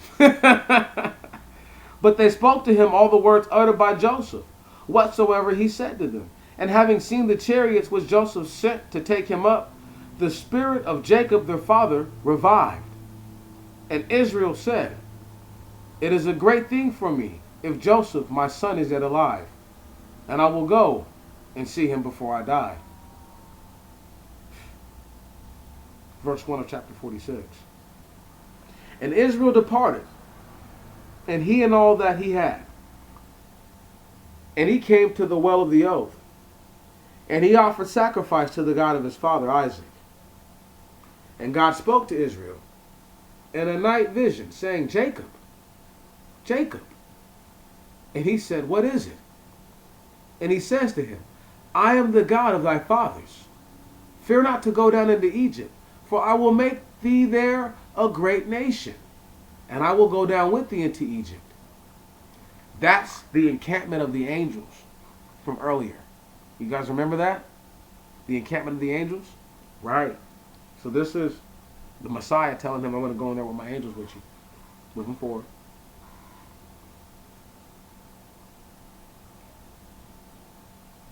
And I will bring thee up at the end. And Joseph shall put his hands on thine, and Joseph shall put his hands on thine eyes. And Jacob rose up from the well of the oath, and the sons of Israel took up their father, and the baggage, and their wives on the wagons, which Joseph sent to take them. And they took up their goods, and all their property, which they had gotten in the land of Canaan. They came into the land of they came into the land of Egypt. Jacob and all his seed with him. The sons and the sons of his sons with him. His daughters and the daughters of his daughters. And he brought all his seed into Egypt. And these are the names of the sons of Israel that went into Egypt with their father Jacob. Jacob and his sons. The firstborn of Jacob, Reuben, and the sons of Reuben, Enoch, and Phalus, Azran, and Carmi, and the sons of Simeon, Jemuel, and Jamin, and Eod, and Akim, and Ser, and Saul, the son of a Canaanitish woman. That's being Saul. Verse 11, and the sons of Levi, Gerson, Gad, Merari, and the sons of Judas, Anun, and Selam, and Phares, and Zara, and and Anun died in the land of Canaan. And the sons of Phares were Esan and Jemuel, and the sons of Issachar, Tola, and Phua, and Asum, and Sabran, and the sons of Zabulon, Sered, and Alan, and Achiol. These are the sons of Leah, which she bore to Jacob in Mesopotamia of Syria, and Dinah his daughter. All the souls All the souls, sons and daughters, 33. And the sons of God, Saphon, and Angus, and Sanis, and Arilis. And the sons of Aser, Jimnah, Jesua, and Jeuel, Bariah, and Sarah, their sister. And the sons of Bariah, Chobor, and Melchil. These are the sons of Zilpah, which Laban gave to his daughter Leah, who bore these to Jacob, 16 souls. And the sons of Rachel, the wife of Jacob, Joseph and Benjamin. And the sons, and there were sons born to Joseph in the land of Egypt, whom Asenath, the daughter of Petiphrus, priest of Heliopolis, bore to him, even Manasseh and Ephraim. And there were sons born to Manasseh, which the Syrian concubine bore to him. Understand? So even he knows his roots. Even Machir. And Machir begot Galad. And the sons of Ephraim, the brother of Manasseh, Sutalam and Tam. And the sons of Sutalam, Edom. And the sons of Benjamin, Bala and Bakor and Asbal. And the sons of Bala were Gera, and Noman, and Anchis, and Ros, and Maphim. And Gera begot Arad. These are the sons of Rachel, which she bore to Jacob. All the souls, 18. And the sons of Dan, Esam. And the sons of Naphtali, Asiel, and Goni, and Ishar, and Solam. These are the sons of Bala, whom Laban gave to his daughter Rachel, whom bore these to Jacob. All the souls, 7. And all the souls which came with Jacob into Egypt, who came out of his loins, besides the wives of the sons of Jacob, even all the souls were 66. And the sons of Joseph, which were born to him in the land, were 9 souls. All the souls of the house of Jacob who came with Joseph into the house of Egypt were 75 souls. And he sent Judah before him to Joseph, to meet him in the city of Heroes, or Goshen, and to the land of Ramses.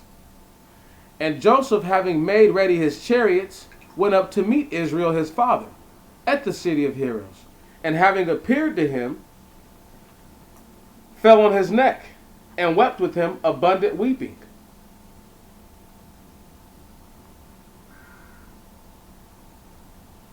One moment. Verse 20. And Israel said to Joseph, after this I will gladly die, since I have seen thy face, for thou art yet living. And Joseph said to his brethren, I will go up and tell Pharaoh, and will say to him, my brethren and my fathers are come to me, and the men are shepherds, for they have been feeders of cattle, and they have brought with them their cattle and their kine and all their property. If then Pharaoh call you and say to you, what is your occupation? Ye shall say, we thy servants are herdsmen from our youth until now, both we and our fathers, that we may dwell in the land of Gesem of Arabia. For every shepherd is an abomination to the Egyptians. For every shepherd is an abomination to the Egyptians. Verse 1 of chapter 47. And Joseph came and told Pharaoh, saying, my father and my brethren, and their cattle, and their oxen, and all their possessions are come out of the land of Canaan. And behold, they are in the land of Gesem. And he took of his brethren 5 men, and he set them before Pharaoh. And Pharaoh said to the brethren of Joseph, what is your occupation? And they said to Pharaoh, thy servants are shepherds, both we and our fathers. And they said to Pharaoh, we are come to sojourn in the land, for there is no pasture for the flocks of thy servants, for the famine has prevailed in the land of Canaan. Now then, we will dwell in the land of Geshem.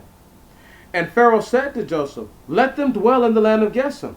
And if thou knowest that they are among them able men, if thou knowest that there are among them able men, make them overseers of my cattle.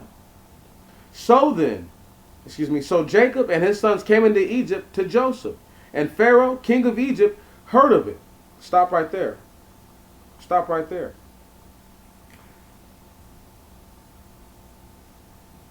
This is crazy. Did you see how Joseph told him, like, yo, man, you guys are abominations to these dudes? And how all of a sudden Pharaoh's like, yo, check this out, pimp. Like, I'll put you guys over my cattle. But he must have seen how much they came with and was like, if they have this much already, they're not going to mess my stuff up. You see what I'm saying? But it's only because the Egyptians normally didn't eat any kind of red meat, goat, beef, venison, any of that type of stuff. They were known to be vegetarians, known to be what's the word, porcivorous or something like that. That's where you eat fish. Heavy fish diet, heavy seafood diet. You know what I'm talking about, and a lot of granary. You know. Anyway, not defending them calling my people abominations, but that's just the way that they felt about it. However, going forward.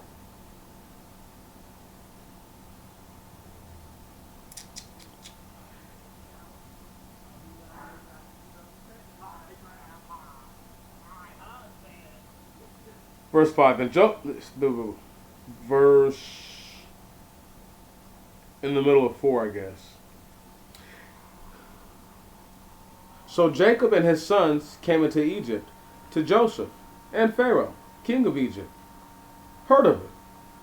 And Pharaoh spake to Joseph, saying, thy father and thy brethren are come to thee. Behold, the land is before thee.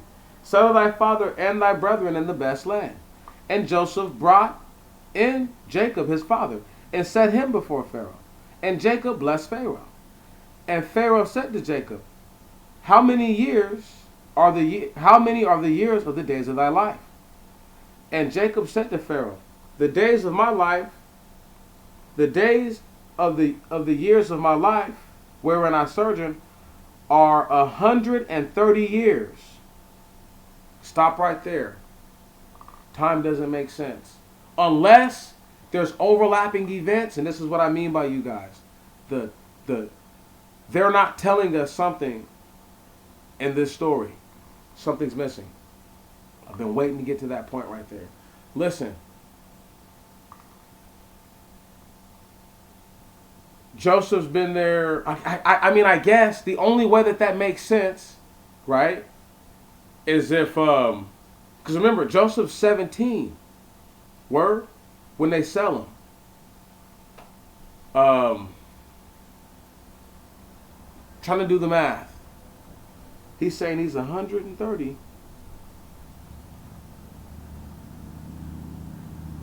See, look, listen. His father lived to be 180 years old. His father just died 10 years ago, according to the book, right? So, according to his lifespan, according to how long his father lived. So unless his father was actually older than 60 when he was born, do you feel what I'm saying? Like, something in the story that they're telling us is not adding up, y'all. It's been bothering me. That has been bothering me for a long time. And the only logical explanation is that there's an overlapping time period here, and I can't identify it, and that's what's making me so mad, is because I can't figure out when there has to be an instance. So when Jacob's coming home, but like I said, he's 120 when his father dies, okay? Because Isaac dies at 180. So that means that Joseph was sold while Isaac was still alive. See what I'm saying? You get me? It's the only way it's possible. Because dude, it said he was 17 years old. Unless their times are wrong. See, and this is why translation and transliteration, I've been telling you guys this for a long time, is so crucial. And this is why people will try to say that the scriptures are not real, because they'll say, well, if you see something like that, then what? Then how can you continue? It's easy, because I'm like, they just don't have something here. Something in the events is not put to us clearly, so that way we can't try to line all these things up. But like I said, they try to make it seem as if Jacob lived his life and his father Isaac wasn't alive at all, and just it's too much. Note the fact that if he's 100 and whatever, Benjamin has sons, right? People have children who are supposed to be like hella young. Now, mind the fact, if it's 2 years into the other one, this makes Joseph 39. 130 minus 30 is 100. Minus 9, okay, right on, is 91. You feel me? So that would make him 91 years old. So for Benjamin, for them to speak on Benjamin's children, this would have to be children that are obviously born to Benjamin later on and not at the time. Do you get what I'm trying to say? Like, the time periods, the number of years that people live, like, you don't make babies unless they were having kids at like 10 and 11 years old. Some of these people, I'm just like, stop it. You know what I'm talking about? No, stop. So these are the moments that I live to get to, because I couldn't just come out and just tell people like, hey, I'm not saying it's a contradictory, but I'm saying that, yo, they don't want us to see the clear correlation of events. Because if you could, then the whole story would make more sense to you then. And the whole pious foolery that they try to put on it, as opposed to telling the story for what it's worth and for what it is, then people would be able to look with the objectivity they should look at the story with. Yet they don't. I'm trying to give that to you now. Let's keep reading.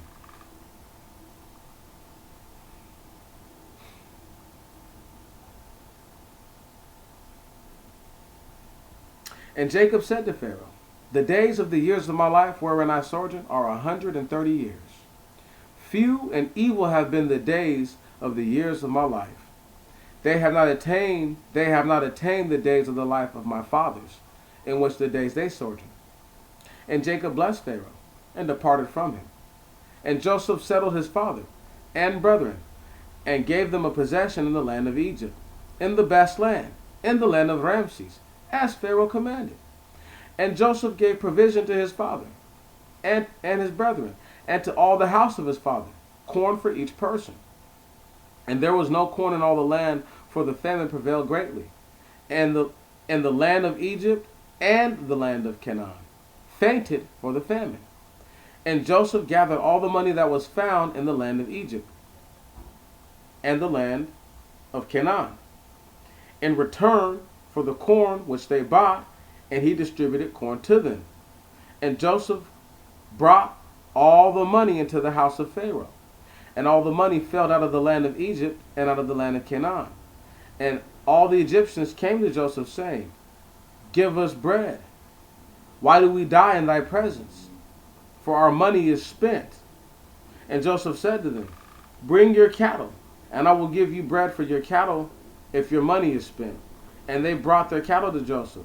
And Joseph gave them bread in return for their horses, and for their sheep, and for their oxen, and for their asses. And Joseph maintained them with bread for all their cattle in that year. And that year passed, and they came to him in the second year, and said to him, must we be consumed from before our Lord? For if our money has failed, and our possessions and our cattle brought to thee our Lord, and there has not been left to us before our Lord more than our own bodies and our land, we are indeed destitute. In order then that we die not before thee, and the land be made desolate, buy us and our land for bread, and we and our land will be servants to Pharaoh. Give seed that we may sow and live and not die, so our land shall not be made desolate. And Joseph bought all the land of the Egyptians for Pharaoh.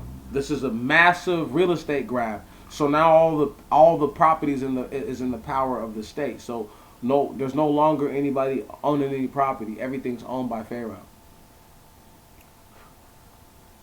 For the famine prevailed against them, and the land became Pharaoh's, and he brought the people into bondage to him for servants from one extremity of Egypt to the other, except only the land of the priest. Joseph bought not this, for Pharaoh gave a portion in the way of the gift in a way of gift to the priest, and they ate their portion which Pharaoh gave them. Therefore they sold not their land. So the priests were taken care of, but everybody else were pretty much, pooped out of luck. And Joseph said to all the Egyptians, behold, I have bought you and your land this day for Pharaoh. Take seed for you and sow the land, and there shall be fruits of it. And the 4 remaining parts shall be for yourselves, for the seed for the earth, and for food for you, and all that are in your houses. There we go. I don't know why I got caught up on that. And they said, thou hast saved us. We have found favor before our Lord, and we will be servants to Pharaoh. And Joseph appointed to them for an ordinance until this day.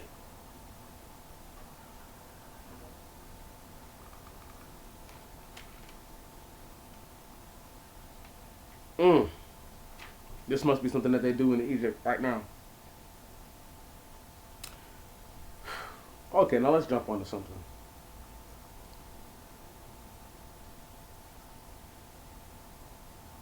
There we go. There we go. Everything is about to start making sense here in a minute. There we go. And they said, thou hast saved us. We have found favor before our Lord, and we will be servants to Pharaoh. And Joseph appointed to them for an ordinance until this day, to reserve a 5th part for Pharaoh on the land of Egypt, except only the land of the priest, that was not Pharaoh's. And Israel dwelt in Egypt in the land of Gesem, and they gained an inheritance upon it, and they increased and multiplied very greatly. And Jacob survived 17 years in the land of Egypt. There we go. And Jacob's days of the years of his life were 147 years. Now here we go. This is why it can tell us about the children of other people being born, right?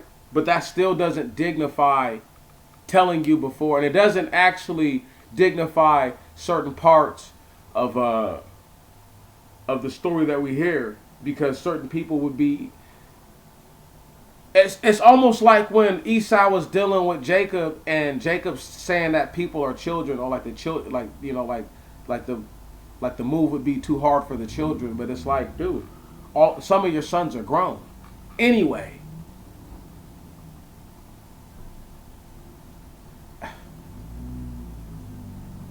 All I can say is, don't be confused as I read it to you. Like I said, I believe wholeheartedly. You know what I mean?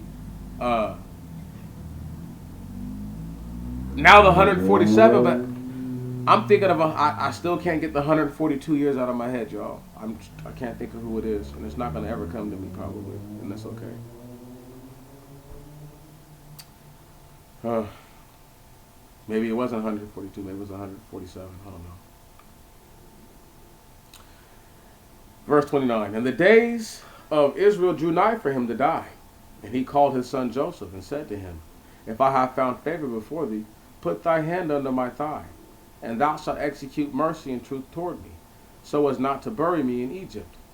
But I will sleep with my fathers, and thou shalt carry me up out of Egypt, and bury me in their sepulchre. And he said, I will do according to thy word. And he said, swear to me. And he swore to him.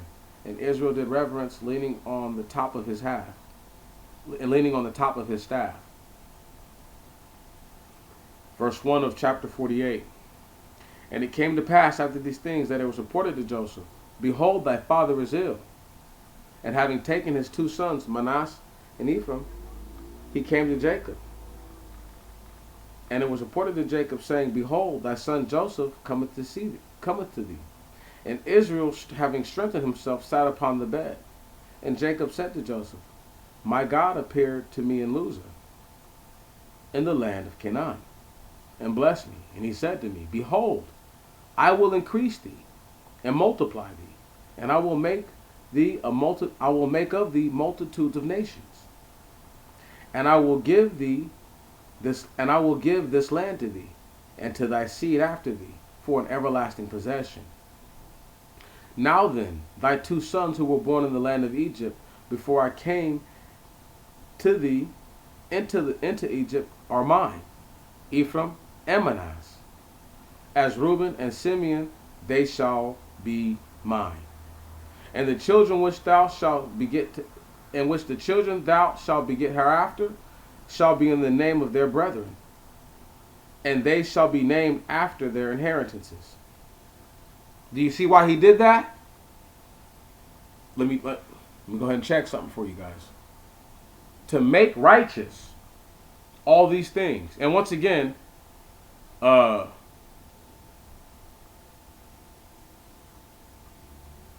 he can't say, hey, look, they're never going to be like all my other sons, right? But so that way they get something, I'm taking them as mine, because I don't want your brothers to push them out and say, well, they're not actual sons of Jacob. So he had to adopt them so that way they would get an inheritance. Right.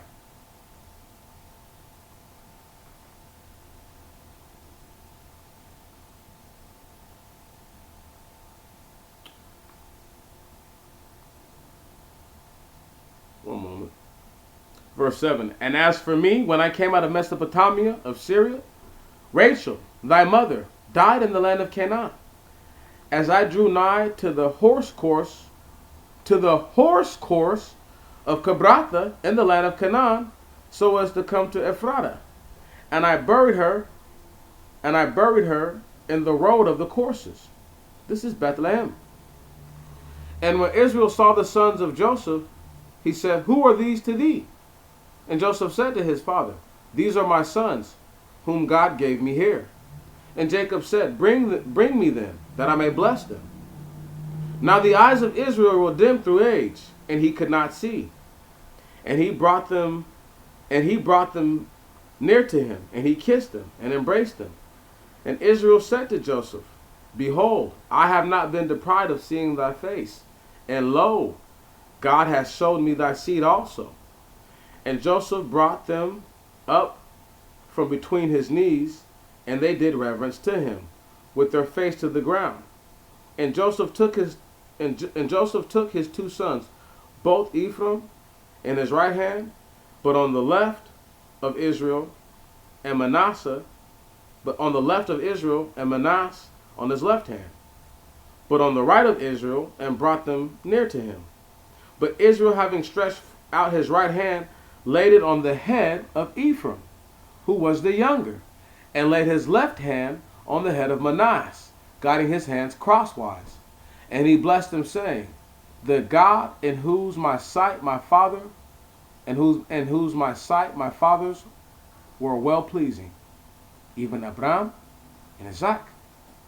The God who continues to feed me from my youth until this day.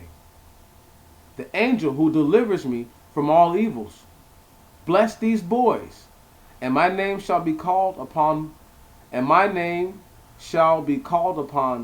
them, and the name of my fathers, Abraham and Isaac, and let them be increased to a great multitude on earth. And Joseph, having seen that his father put his right hand on the head of Ephraim, it seemed grievous to him. And Joseph took hold of the hand of his father, to remove it from the head of Ephraim to the head of Manasseh. And Joseph said to his father, Not so, father, for this is the firstborn. Lay thy right hand upon his head. And he would not, but said, I know it, son. I know it. He shall be a people, and he shall be exalted. But his younger brother shall be greater than he, and his seed shall become a multitude of nations. And he blessed them in that day, saying, In you shall Israel be blessed, saying, God make thee as Ephraim and Manasseh. And he set Ephraim before Manasseh. And Israel said to Joseph, Behold, I die, and God shall be with you and restore you to the land of your fathers. I will give thee Sycamore, a select portion above thy brothers, which I took out of the hand of the Amorites with my sword and bow. Must have been when he was having to help fight the Philistines and all those guys when they were, filling up their wells and whatnot, his father's wells. And Jacob called his sons and said to them, verse 1 of chapter 49, Assemble yourselves, that I may tell you what shall happen to you in the last days. Gather yourselves together, and hear me, sons of Jacob. Hear Israel, hear your father. Reuben, thou art my firstborn, thou my strength, and the first of my children, hard to be endured, hard and self-willed. Thou wast insolent like water. Burst not forth with violence, for thou wentest up to the bed of thy father. Then thou defilest the couch whereupon thou wentest up. Simeon and Levi, brethren, accomplish the injustice of their cutting off. Let not my soul come into their counsel, and let not my inward parts contend in their conspiracy. For in their wrath they slew men, and in their passion they hold a bull. Cursed be their wrath, for it was willful, and their anger, for it was cruel. I will divide them in Jacob, and scatter them in Israel. And Judah, verse 8, thy brethren have praised thee, and thy hands shall be on the back of thine enemies. Thy father's sons shall do thee reverence. Judah is a lion's whelp from the tender plant. My son, thou art gone up, having couched that liest as a lion and as a whelp. Who shall stir him up? A ruler shall not fail from Judah, nor a prince from his loins, until there come the things stored up for him, i.e. the Deuteronomy 28 curses, i.e. the vision that Abraham had. Verse 11. Whoa. Comma. And he is the expectation of nations. He is the what? Expectation of nations. I wonder who that is today. Verse 11. Binding his foil to the vine, and the foil of his ass to the branch of it, he shall wash his robe in wine, and his garment in the blood of grapes. His eyes shall be more cheering than wine, and his teeth whiter than milk. Zabulon shall dwell on the coast, and he shall be by a haven of ships, and shall extend to Sidon. Issachar has desired that which is good, resting between the inheritances. And having seen the resting place that it was good, and the land that it was fertile, he subjected his shoulder to labor, and became a husbandman. Dan shall judge his people, as one tribe too in Israel. And let Dan be a serpent in the way, besetting the path, biting the heel of the horse, and the rider shall fall backward, waiting for the salvation of the Lord. Gad, a plundering troop shall plunder him, but he shall plunder him, pursuing him closely. Aser, His bread shall be fat, and he shall yield dainties to princes. Nephthalim is a spreading stem, bestowing beauty on its fruit. Joseph is a son increased. My dearly beloved son is increased. My youngest son turned to me, against whom men taking evil counsel reproached him, and the archers pressed hard upon him. But their bows and arrows were mightily consumed, and the sinews of their arms were slackened by the hand of the mighty one of Jacob. Thence is he that strengthened Israel from the God of thy father, and my God helped thee, and he blessed thee with the blessing of heaven from above, and the blessing of earth, possessing all things, because of the blessing of the breast and of the womb, and the blessing of thy father and thy mother. It has prevailed above the blessing of the lasting mountains, and beyond the blessing of the everlasting hills. They shall be upon the head of Joseph, and upon the head of the brothers of whom he took the lead, and upon the head of the brothers of whom he took the lead. Benjamin, as a ravening wolf, shall eat still in the morning, and at the evening he gives food.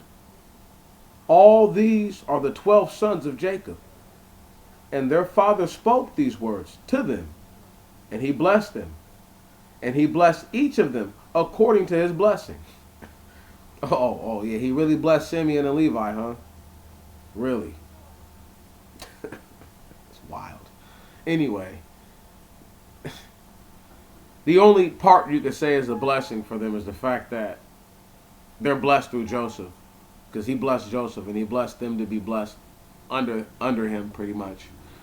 Now let's just go ahead and talk about a couple things.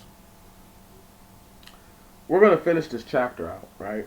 We're going to finish this book, excuse me, in the next, 10 minutes. A few things we're going to elaborate right now, and I'm going to go elaborate back upon again, because it's crucial that we all understand this. The other day when I was going through my little spat, where I was talking about how the years didn't line up, I sat back, I says to myself, Meech, I said, if the wicked ones really did change some stuff up, they went really out of their way to keep things that are in line with the Dead Sea Scrolls, yet be out of bounds somehow, or, translation to transliteration, right? So then I says to myself, Meech, I says, what if that thing that you're saying is the case here? You know where the Messiah, the Lord, the angel who's helping out right now,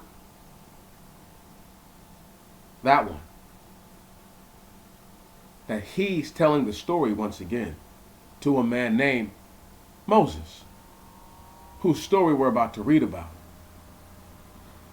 Once again, I can't stress to you enough, the idea that Moses prophesied his own death to people is unbelievable.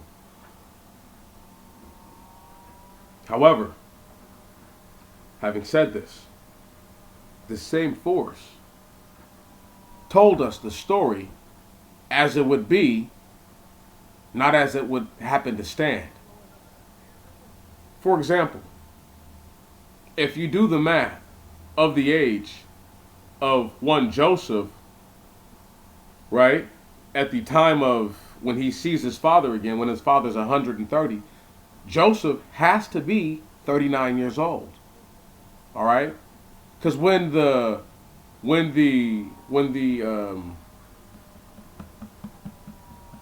first 7 years start of goodness, he's 30. So you could assume he turns 31. You could assume he's almost 40. You could even say he's 40, whatever. But I'm not going to say that. I'll say he's 39, and I'll be a little more, particular. With that said, if he's 39 and his father's 130, let's just go back and do the quick math. His father's 91 when the man is born. Right. There's no way you're telling me that Benjamin had children, and then his children would have to be little children with children, man. I just, no, right?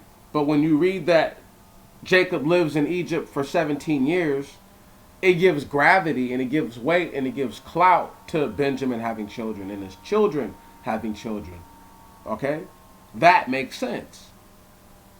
Thus with Manasseh, he would only be a child when he met Jacob. So how would he have had children at that point as a little 7-year-old kid? Come on, man. Like, you follow what I'm saying? You know? Like, so the angel is telling the story. Follow me. The Messiah himself was made before the concept of time. I don't know about before space, but time for sure. Whatever we consider space, whatever we consider volume and area, whatever that really is, if he was around before that and he is a spirit truly from the Most High God, as is the spirit of wisdom, then one can only conclude that he's telling the story outside of space and time. And this is my first time ever perceiving this. So I never perceived that until now. I'm talking about, like, as I'm telling it to you, it jumped on me to really say that. He's telling the story outside of what we consider space and time. So he's not telling the story in order because he knows to a certain degree what's going to happen himself too. Right. Thank you. Now that doesn't sound believable, but he was there for these events. So he can speak it from a past tense, current tense, future tense, all at once because he was there for these events and after. People might not see what I'm saying, but I really hope you do. Going forward. So now we're going to pick right up where I was just at. And he said to them, verse 29, chapter 49, I am added to my people. Ye shall bury me with my fathers in the cave, which is in the field of Ephron, the Kittite, and the double cave, which is opposite Mamre, in the land of Canaan, the cave which Abram bought of Ephron, the Kittite, for a possession of a sepulchre. There they buried Abram and Sarah his wife. There they buried Isaac and Rebekah his wife. There they buried Leah. And the portion of the field and of the cave that was in it, purchased of the sons of Kit. And Jacob ceased giving charges to his sons. And having lifted up his feet on the bed, he died, and was gathered to his people. And Jacob fell upon his father's face, and wept on him, and kissed him. And Joseph commanded his servants, verse 1. Verse 2 now. This is chapter 50, the last chapter of the Genesis. And Joseph commanded his servants and the embalmers to embalm his father. What? To embalm his father. And the embalmers embalmed Israel. And they fulfilled 40 days for him. For are the days of embalming numbered. And Egypt mourned for him 70 days. Listen, Jacob was so great, okay, that once they really come to realize who this guy was, they're like, that's Jacob? That's that dude who did all that stuff? Yeah, that's him. And they mourn for him 70 days because they understand Joseph is so great. Listen, Joseph is so great. To see Joseph all broke up over it, because he could have felt nothing for his family. He could have been like, whatever. But he loved his family. But he really loved his father, though. You see what I'm saying? He loved his brother and his father. Benjamin, his brother Benjamin, his true mother and father brother, he loved them. He loved them so much. And at this point, people are seeing the respect and the reverence he pays for his own father. Right on? He's like, you're going to treat my father's body with the utmost respect. You know what I'm talking about? You know, and he's going to respect his father as his father asked him to. Word. So they're mourning him here, listen, 70 days. Check this right here out. And when the days of mourning were past, Joseph spoke to the princes of Pharaoh, saying, if I have found favor in your sight, speak concerning me in the ears of Pharaoh, saying, these are the princes of Pharaoh. Okay? So he's talking to the princes and he's saying, look, this is pretty much like his sons. And he's saying, look, saying, my father adjured me, saying, in the sepulchre which I dug for myself in the land of Canaan, there thou shalt bury me. Now then, I will go up and bury my father and return again. And Pharaoh said to Joseph, go up and bury thy father, as he has constrained thee to swear. So listen, several things right there are actually take place. Pretty epic. First, 70 days. Well, first, 110 days altogether. I don't know if the 70 days go with the mourning, and I'm pretty sure they don't. There's 40 days where he has to be involved, and there's that process. Then 70 days of mourning, right? So if that's together 110 days, but if you're telling me he was embalmed, and then during that process they mourned for him, and then there was like another 30 days more outside of the embalming, whatever. But I like to think that it was 40 days of the embalming and then 70 days of mourning. We'll just say whatever you want to see it, however you want to see it. It's your perception. However, note that he speaks to the sons of Pharaoh, right? But then Pharaoh totally understands. He's like, yo, bro, you swore to your father because you put your hand under his thigh. And I don't know what that means. That's symbolic for something. Right on? That's symbolic for something. You know? I don't know what that means. I've had people do that to me in my life. You know? It's symbolic for something. But it's a promise of some sort. It's a swear. Anyway. But the Pharaoh understands this. And once again, he's not a Hebrew, right? But ultimately the people all come from one true lineage. So even though your customs and your courtesies have differentiated, they're only so different. But let me just go ahead and go forth. Verse 7. So Joseph went up to bury his father, and all the servants of Pharaoh went up with him, and the elders of his house, and all the elders of the land of Egypt, and all the household of Joseph, and his brethren, and all the house of his father, and his kindred. And they left behind the sheep and the oxen in the land of Gesem. And there went up with him also chariots and horsemen. And there was a great company. And they came to a threshing floor of Atad, which is beyond Jordan. And they bewailed him with a great and very sore lamentation. And he made a mourning for his father 7 days. So another 7 days of mourning. And the inhabitants of the land of Canaan saw the mourning at the floor of Atad, and said, this is a great mourning of the Egyptians. Therefore, listen, they assume these guys are all Egyptians because a bunch of Egyptians came up like it was a big deal when he passed. You see what I'm saying? It was a big deal. It was a really big deal. And they think that these guys are Egyptians because they're not even worried about none of that. Right on? And this is the great mourning to the Egyptians. Therefore he called its name the mourning of Egypt, which is beyond Jordan. So this was an event that took place that the people actually named. Right on? So obviously he's a very important person. And thus his sons did to him.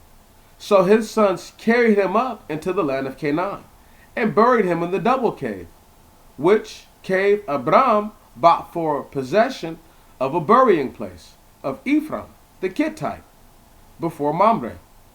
And Joseph returned to Egypt, he and his brethren, and those that had gone up with him to bury his father. And when the brethren of Joseph saw that their father was dead, they said, "Let us take heed, lest at any time Joseph remember evil against us, and recompense to us all the evils which we have done against him." Stop right there. Has it fallen? It has never. Even though all these years have gone by, they have never forgot what they did to this man. They'll never forget. Right on? Because they did that to him to kill him, to get him up out of there. And now this dude's the ruler, and really, he could have anything done to you. And your father just died, so you would just be dead after your father, and you would just be going down to Hades to meet him, I guess. Right. So cold. But anyway. Just keep it pushing. Verse 16, and they came to Joseph and said, "Thy father adjured us before his death, saying, Thus say ye Joseph, forgive them, thus say ye to Joseph, forgive them their injustice and their sin, for as much as they have done thee evil. Now pardon or accept the injustice of the servants of the God of thy father." Stop right there. So they're like, look, bro, we're servants of God, bro. Look, man. Right on? Listen. Not only are we servants of the God of thy father, but come on, bro, don't, bruh. We're telling you we're guilty. We know what we did was evil. They didn't say it was wicked, but it was evil. Right on? Now we're going to keep it pushing. And Joseph wept while they spoke to him. He cried because it broke him down. That hurt him. That touched him. What is Joseph now? 56 now? 57? Something like that? Right? These guys, they're closer to their 80s. You know? So they're just becoming old men, and they just know, first off, man, we want them to forgive us because we're wrong. But second off, we, just because they don't want to die right then and there, they'd rather die in old age. They don't want to die a violent death. So they're like, just don't kill us, and then when they throw out there, man, we're servants of the God of thy father. Oh, then they really touched him. They had to pull those emotional strings on him real quick, to get the waterworks, so that way they could get him in his feelings, so that way he would be merciful with them. Verse 19. Or verse 18. And they came to him and said, "We, these persons, are thy servants." Verse 19. And Joseph said to them, "Fear not, for I am God's. Ye took counsel against me for evil, but God took counsel for me for good, that the matter might be as it is today, and much people might be fed." And he said to them, "Fear not, I will maintain you and your families." And he comforted them and spoke kindly to them. And Joseph dwelt in Egypt, he and his brethren, and all the family of his father. And Joseph lived 110 years. And Joseph saw the children of Ephraim to the third generation. The sons of Machir, the sons of Manasseh, was born on the sides of Joseph.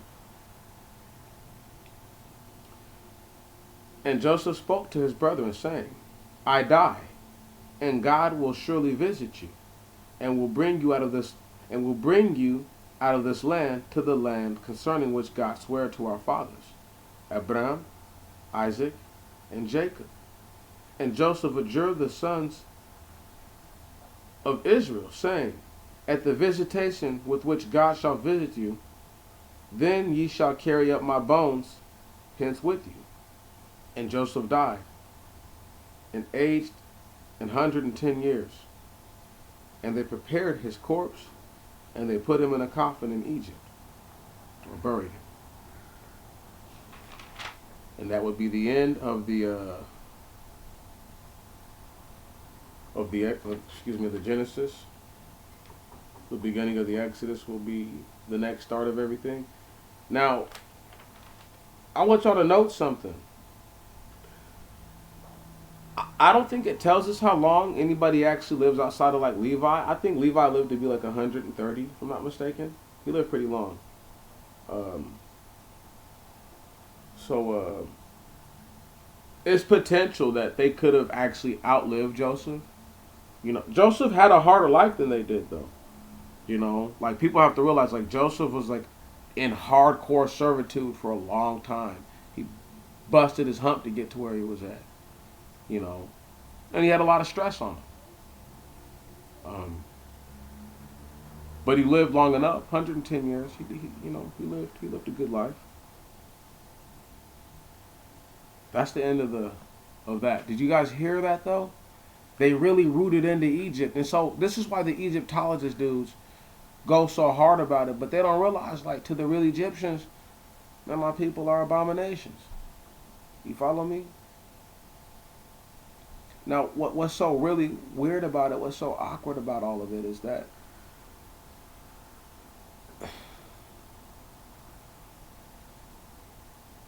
we don't really get to see how the Egyptians hated the Hebrews until the Exodus. Till we read that, right on, we don't really get to understand how much hatred and jealousy was garnered in a short period of time. Um, and I'm going to explain to you once again. During this famine, the people were eating meat. Okay, they were eating bread and meat and vegetables. Okay, they were eating all that. So this is why these guys are able to wax strong. Okay, it's just, oh my goodness. I just want y'all to understand. When you eat meat, you do feel differently. You do feel, I don't know if to say stronger, but your body feels differently. You have a lot of energy. And a person who might not eat meat or doesn't eat meat as much might not have that same energy to burn. You get me? Now let's remember that some of the children are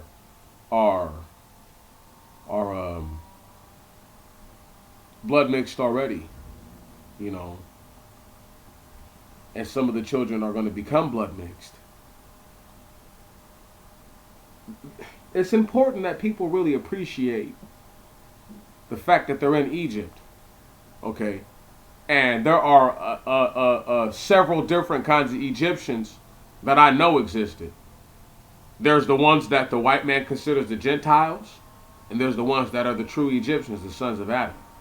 I'm not going to get carried away right now as to why they would call all these other groups of people Gentiles, and I know why they do. I know why they do.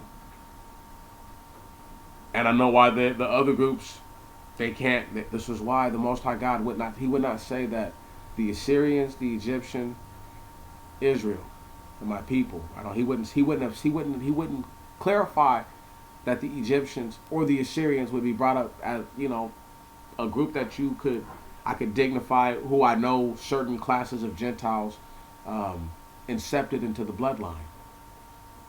And Israel. Having said that, it's just more wise, more circumspect for me to say to you that this is the totality of the Genesis. Okay. Now, we're at a point in a junction where I don't know if anybody's going to believe what I said about the Messiah speaking outside of space and time. But that really seems like it very well could be. Because there's the Most High God. I mean, like, people want to say that he's the only one, but I'm like, well, the Most High God is the Ancient of Days. Sure. Right. He's before anyone else. But it clarifies in the book of Enoch that his Messiah was there with him before he made the days. Right. So, we must understand that the Messiah may have the ability to be outside of space and time. Something that people might have a hard time conceiving. But if he has that ability, then he can tell the story himself up until a certain point to everything that he knows. And then it would make sense as to, let's say, a character like Jesus guy who is super duper informed, hands pierced, or hung on a tree. Who knows which one really happened? Was he hanging and told Eli, why have thou forsaken me? Is that? You understand what I'm talking about? You get me? Was he hanging when he said that? When he uttered that?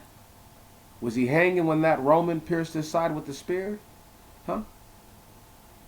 Well, there's other men hanging from trees. Because you know I want to say in the book of Luke, he's hanged from a tree. He's not crucified on the cross. Anyway, that's neither here nor there. And that's why people get mad about the New Testimony, because of those open, blatant contradictions. And then you could just contend that maybe they did both. And maybe the people don't want to seem as if they were that brutal to the man. Because that would seem totally savage, wouldn't it? If you crucified him and then you hung him after that. Right? And then threw his body into the spot. Like, okay. It's all dead and decrepit looking now. But that's neither here nor there. People, you must understand that the one being called God, for as far as I can tell, is unless it's the Lord, there's a level of authority that this character does not have when spoken tandem like the mighty one of Israel, right? And he's saying that, and then Israel speaking to be this one is the same character as God, and I'm like, this is the Messiah. He's not almighty. Did you hear me? He's not almighty. Just the mighty one. Understand the difference in the words used. The tone of the language. I wish I had all day to just... I could talk about this all day, really, but nobody's going to listen to me all day. They're going to get their feeling and they're going to leave. And they're going to feel all spiritual for about, 2 or 3 days. And then they're going to have to hope that I upload something different because they don't want to listen to the same stuff again because they don't feel like they can learn anything new from something old. But I'm like, listen to the scripture. Put up with me. Endure me. I'm nothing to have to put up with if it means that you might learn something that could actually help your soul, because I can't save it. Only the Most High God, only He can save your soul. But you most definitely can put yourself in position to be saved, if that makes sense. With that said, my friends, Spiritual Gumbo, out.